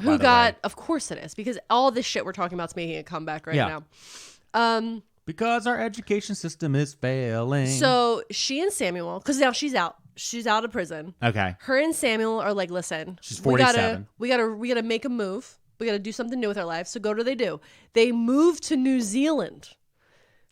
What the fuck did New Zealand people do to them? They got on a boat and they went to New Zealand. But that's still part of the British Empire, and she murdered a British citizen. So she operated under the title of physician, dietitian, and osteopath. What the fuck? And published another book in New Zealand. How she operates? Her diet is don't eat. Yep. That's not a diet. That's just not. That's fucking. Oh my God. All right. So here's the thing. While she's in New Zealand with this book and this osteopathic thing she's doing and dietitian in quotes thing she's doing, she is really successful. She makes a lot of money. I'm so mad. She kills it, not literally, in New Zealand. She makes so much money that in 1920, she comes back. She takes the boat. She comes back to America, goes back to Olalla in Washington State, and builds her dream sanitarium. Okay? Now, since the state of Washington... Okay, I forgot to say this. After she got prosecuted for manslaughter, the state pulled her medical license. I'd hope so. So anyway, she makes all this money in New Zealand. They come back. She decides she's going to build her dream sanitarium. She's been dreaming about her whole life. And the thing is that she doesn't have a medical license. So she calls it a school of health because, again, it's not a medical thing. It's a school of health. It's a place to learn about health. And it's an incredibly lavish building. It's very Kellogg's-y. Yeah. It's very that. And fun fact, in this beautiful, lavish outfit building, there was a basement autopsy room. Just in case. Oh, wow. Sometimes you just need to make sure you have a little basement autopsy room in your sanitarium for health. She's 53 at this point, by the way. Her inpatients, they fasted for days, weeks, or months of a diet consisting of a small amount of tomatoes, asparagus juice, which is the grossest thing I've ever heard in my life. Yeah. I've had a lot of green juices in my life, but never once did I think I want to put asparagus in that juicer. And occasionally she would give them orange juice. I'm assuming to make sure they don't get scurvy. Yeah, I think she's like, if their teeth fall out, they might run away. Yeah. While some of the patients survived and publicly endorsed Hazzard's methods, dozens died under her care. God damn it. Hazzard claimed that the deceased had succumbed to their undisclosed, undiagnosed illnesses, such as cancer or cirrhosis of the liver. It was the cirrhosis of the liver that killed them. It wasn't the tomato juice. I am so mad. This is like infuriating. Yeah. Oh, wait, hold on. You know that saying of like, how do they keep getting away with it? Like, that's how I feel right now. Like, how did she keep getting away with this? She's murdered over 30 people now. Yeah. What do you mean? She's doing really good at her job. Yeah. Over 30 people are dead. And she's just like walking around. She's like, he had cancer. Yeah. You're wearing his watch. Well, I need to know what time it was to not feed them lunch. It's time to not die of cancer is what he would have known if he had this watch still. Okay, so I forgot to say this, but she named the sanitarium Wilderness Heights. That was its name. Okay. So Wilderness Heights, big sign. But people are still dying. Yeah. Everybody in the town is like starting to notice that people are still dying, even though she's not a medical doctor. So they started calling it Starvation Heights. Okay. So they'd be like, oh, up on the hill, it's Starvation Heights. Uh-oh. Like, nobody in the town's doing anything about this, though. Like, she was tried and found guilty of murder. Yeah. Everyone knows what she did. Yeah. Yet she still returned to the same fucking... Came all the right town. back. Go to a different fucking town. If there's anything we've learned from these cult leaders and these quacks, is you can move anywhere in 1900. She moved to New Zealand and was super successful. She could have, but she just wanted to go back to fucking Olalla, Washington. I bet there was some lady named Kathy, and she just wanted to rub it in Kathy's face. Kathy. I'm gonna build my sanitarium. Yeah. Okay, so I did find there's this guy named Earl. Okay, this name is gonna kill me. Earl Edward Erdman. I'm just gonna call him Earl. Earl was a civil engineer with the city of Seattle. And he kept a diary detailing his whole treatment while he was there. He was just the kind of person that kept a diary as it was. Yeah. But so there is like passages from his diary that were pulled. Okay. And so I'm going to read them again. If you have issues or triggers with food, pause, take a break, maybe, because this is bad. So February 1st, I saw Dr. Hazzard and began treatment on this date. No breakfast, mashed soup dinner, mashed soup supper. February 5th through 7th, 1 orange breakfast, mashed soup dinner, mashed soup supper. So again, dinner is lunch, supper is dinner for us. February 8th, 1 orange breakfast, mashed soup dinner, mashed soup supper. February 9th and 11th, 1 orange breakfast, strained soup dinner, strained soup supper. February 12th, 1 orange breakfast, 1 orange dinner, 1 orange supper. February 13th, 2 orange breakfast, no dinner, no supper. February 14th, 1 cup of strained tomato broth at 6 p.m. February 15th, 1 cup hot strained tomato soup, night and morning. February 16th, 1 cup hot strained tomato soup a.m. and p.m. Slept better last night, head quite dizzy, eyes are yellow streaked red. February 17th, ate 3 oranges today. February 19th, called Dr. Dawson today at his home. Slept well Saturday night. February 20th, ate strained juice from 2 small oranges at 10 a.m. Dizzy all day. Ate strained juice of 2 small oranges at 5 p.m. February 21st, ate 1 cup settled and strained tomato broth. Backache today, just below ribs. February 22nd, ate juice of 2 small oranges at 10 a.m. Backache today in right side, just below ribs. February 23rd, slept but a little last night. Ate 2 small oranges at 9 a.m. Went after milk and felt very bad. Ate 2 small oranges at 6 p.m. February 24th, slept better Wednesday night. Kind of frontal headache in the a.m. Ate 2 small oranges at 10 a.m. Ate 1/2 cup hot tomato soup at 6 p.m. Heart hit up to 95-minute and sweat considerably. February 25th, slept pretty well Thursday night. Ate 1/2 cups tomato broth at 11 a.m. Ate 1.5 cups tomato broth at 6 p.m. Pain right below the ribs. February 26th, did not sleep very well Friday night. Pain in right side just below ribs and back. Pain quite bad at night. Ate 1/2 cup tomato broth at 10:45 a.m. Ate 2.5 pump small oranges at 4:30 p.m. Felt better in afternoon. This diet continued unchanged until March 28th, when he died in the afternoon. What the absolute fuck? Yeah. When you're reading that to me, it's a lot like when you do book talk and they find a diary in the book. Yeah. And it's the guy slowly turning into like a monster, being taken over by a demon type of thing, where it's like, February 16th, so-and-so happened. Nails fell out, claws began to appear. Yeah. Like that weird sort of, like, again, and also it's the 1920s. Yeah. So a lot of horror stories, like Cthulhu-style H.P. Lovecraft diaries are written this way. So, like, listening to it, it's like, had a headache.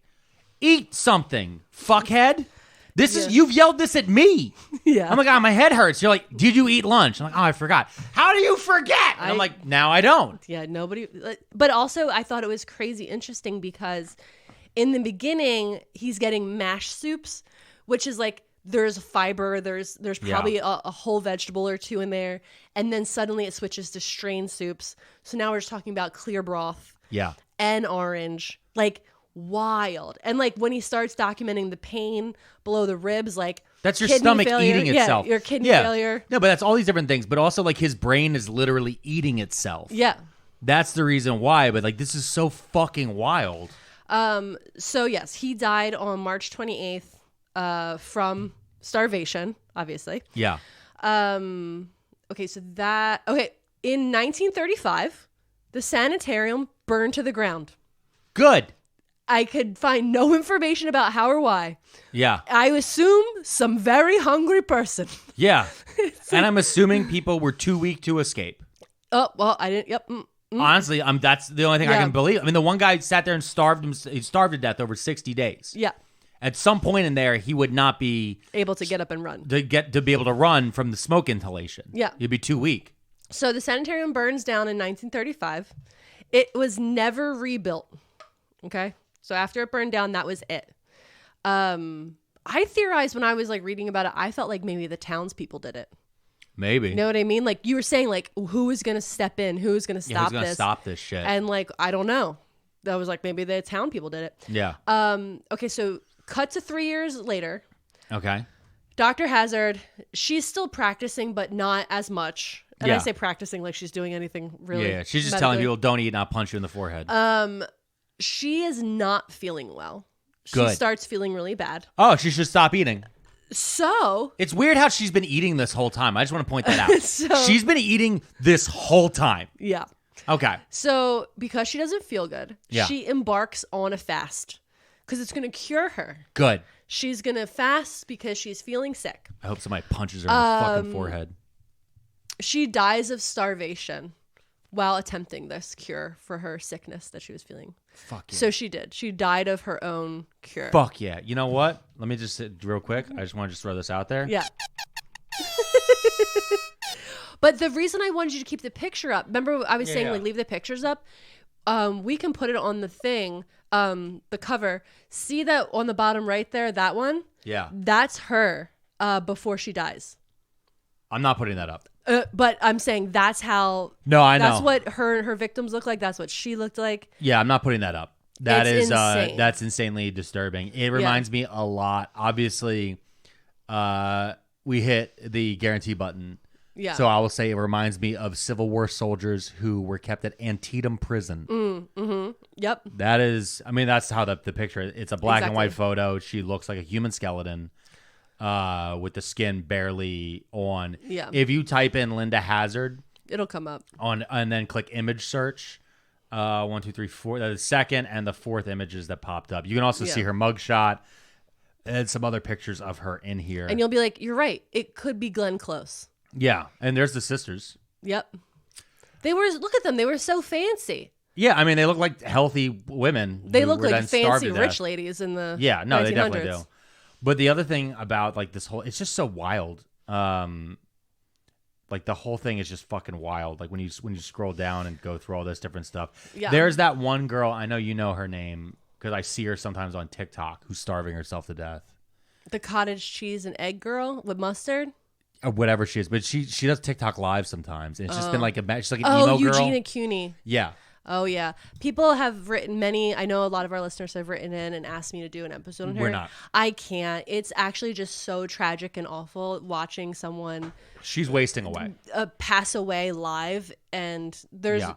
The thing is like, it's really difficult sometimes to look at the stories that we do and try to bring levity and laughter into them. Mm-hmm. And I don't think I could find anything light within the story of Eugenia Cuny. There's a two. One, there is a thing of with tragedy plus time, you can find comedy. Yeah. There are some things that we can find on stuff like that, but when it's currently happening, it's very difficult. It was one of the reasons why I wanted initially to do the Onision episode that I talked about 6 months ago, and then ended up bailing on it because it's still active. It's so dark. And with her, the thing is like I didn't know who she is, but she shows up sometimes in my TikTok feed. Because of her TikTok live streams. Yeah, she because loves the people live are stream. because people are engaging with her, and it's very, very sad that type of dysmorphia and all these different things that are happening. Yeah, are very. I'm crazy. glad she doesn't show up on my TikTok algorithm right now. My TikTok algorithm is random guy in Atlanta TikTok. Is that on yours? No. Okay, random guy in Atlanta TikTok. I've got a minute to tell you about this. There's this gal. She's lovely. She recently had a baby. And she was making TikToks about how the father of her child is in life. Wait, I know about this one. Oh, wait, now I do. Now she just calls him this random man from Atlanta. And like, she is so charismatic and funny. And so like, she's just like bringing brevity to this situation in which she has been abandoned by this man and she is struggling as a single mother and like, but she's bringing light to the situation and she's so funny. And then what happened is other women who also know that they are the parents of the same random man in Atlanta started making TikToks about it. And like this lady had thought she was like the fifth the fifth girl with the child, and it turns out she's the seventh. And then the random man from Atlanta, again, who she's never said his name, and went out of her way to make sure that like she never even she was like, anonymity, I'm not going to bring him up. Yeah, I don't need to. Also, I don't want to get sued. All these different things. Yeah. And then he made a TikTok being like, "This is who I am. Why are you saying I'm from Atlanta?" And he showed his ID, and he lives in like some township like an hour outside of Atlanta. So he's like from the suburbs of Atlanta. Yeah. And I'm like, oh, well, duh, of course she said Atlanta. That's what people do. Like, they're not going to say the suburb name. Yeah. And now all 7 mothers are on TikTok. They're all communicating with each other. They're all like, let's get together and let the kids meet because they're all related. Like, this man has opened a vortex. The one man is like, I'm going to court. I'm getting child support. The other one's like, and then he's online talking about how he's going to sue the original creator.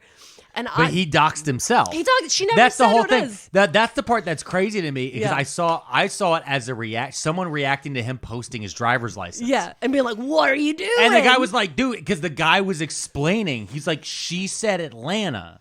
Yeah. To give you space. She was trying to help you out. She aimed the target an hour away from you, bro. For on your behalf that you didn't deserve. Yeah. And I just love the most recent one I saw today was like he was saying he's got a lawyer and he's going to sue her. And I'm like, babes, you're about to get hit with 7 child support payments. You don't got lawyer money right now. Also, I'm not a lawyer and I can't give out legal advice. But if I was one of those 7 ladies and that man was coming for me, you know who I would call? The IRS. Because the loophole is always taxes. And did he pay his taxes? Because what I heard from one of those moms is that he is a small business owner on the corner. So, he's probably not claiming those funds. Yeah. So you come at me, I'm calling the IRS immediately. Yeah. You know which lawyer I would call? Who? There's the one who always is like, when the cops arrest you, this is what you say. And then he snaps. Shut the fuck up. No, but he snaps and he's got like all these rings on. He's like, his name's like Kev. Oh, yeah. Yeah, he's just like one of those like sleazy Southern lawyers. He's got a bad toupee. He's got this oversized suit. You know who we can't call? We can't let him call P&P. Oh, because P&P will get him out. Let's go. He'll get him out so quick. Enough about TikTok drama. I love TikTok drama. But this was a great episode. Thanks. So this is the last of the quackery. I'm glad. Honestly, this one, a good bow on it. Yeah. A good bow on it. She murdered, by my count, around 50 people. Yeah. But she did die from the thing that she said. Yeah, that by her own sword. Else. Yeah. So that's good. So, yep, that's the positive. Do we know how Sam died, or there's nothing on that? No, I couldn't find anything on him. I hope he just drank himself to death. Yeah, probably cirrhosis of the liver. Yeah, something bad. Yeah. It's probably why she started starving herself. So that's what I'm telling you. I'm telling you. Sad once Sam wasn't around, she got weak. Yeah. I mean, we knew she was terrible at the beginning. Yeah. Yeah. So that's my story. Yep. And I thank you for your time today, sir. You're for very this little welcome. lore dump. This was a good one. All over your face. Thanks. You just like it on my chest. Oh, no. Yeah, made it weird. Why'd you have to make it weirder? Let me mash my toes into your lore. Yeah, see? Oh, God. Yeah. Oh, you're so much better at that than I know. me. I know. Well, it's like I have a built-in double entendre system. I know. It's gross. Anything you'd like to say before we get going? No, thank you, everybody, for supporting our podcast and also for your fun reviews on our iTunes. And I don't know if people can leave beyond 5 stars on Spotify. I don't know. But we've looked around. Every now and then we look around at everything and we kind of see some of the reviews. Every now and then I read them all the time. I know, but I'm saying we go... I like the comments and I appreciate all the feedback. And I know that there will be a resident of Washington State who's going to let me know how to say Olalla. And I appreciate you. And when you leave that comment, tell us if Ivar's restaurant's pretty good. Because if we fly out there, I'm going to Ivar's. Honestly, listen, this is the one thing I really learned this episode is that like I need to check out Ivar's. I feel like Ivar's is their version of like the same way we have Tony Luke's. Yeah. You know what I mean? Because like it's in stadiums, it's all these different things. So I feel like that might be like that. So people are like, yeah, it's the local like a thing thing you go to. It's like, but it's like, yeah, but there's better seafood places around. You're like, but this is the one. I heard his mom starved to death. I heard that he puts a lot of butter in things because his mom starved to death. Yeah, and he said, absolutely not. And then they tried to kill him too. Yeah. Yeah, that's the part that's crazy. I want to know Ivar's story. I want somebody to do a deep dive on Ivar. Yeah, but not us. No, I don't. I don't want to read about this lady anymore. She hurts my soul. Yeah, but with that's the Linda and Sam Hazzard story.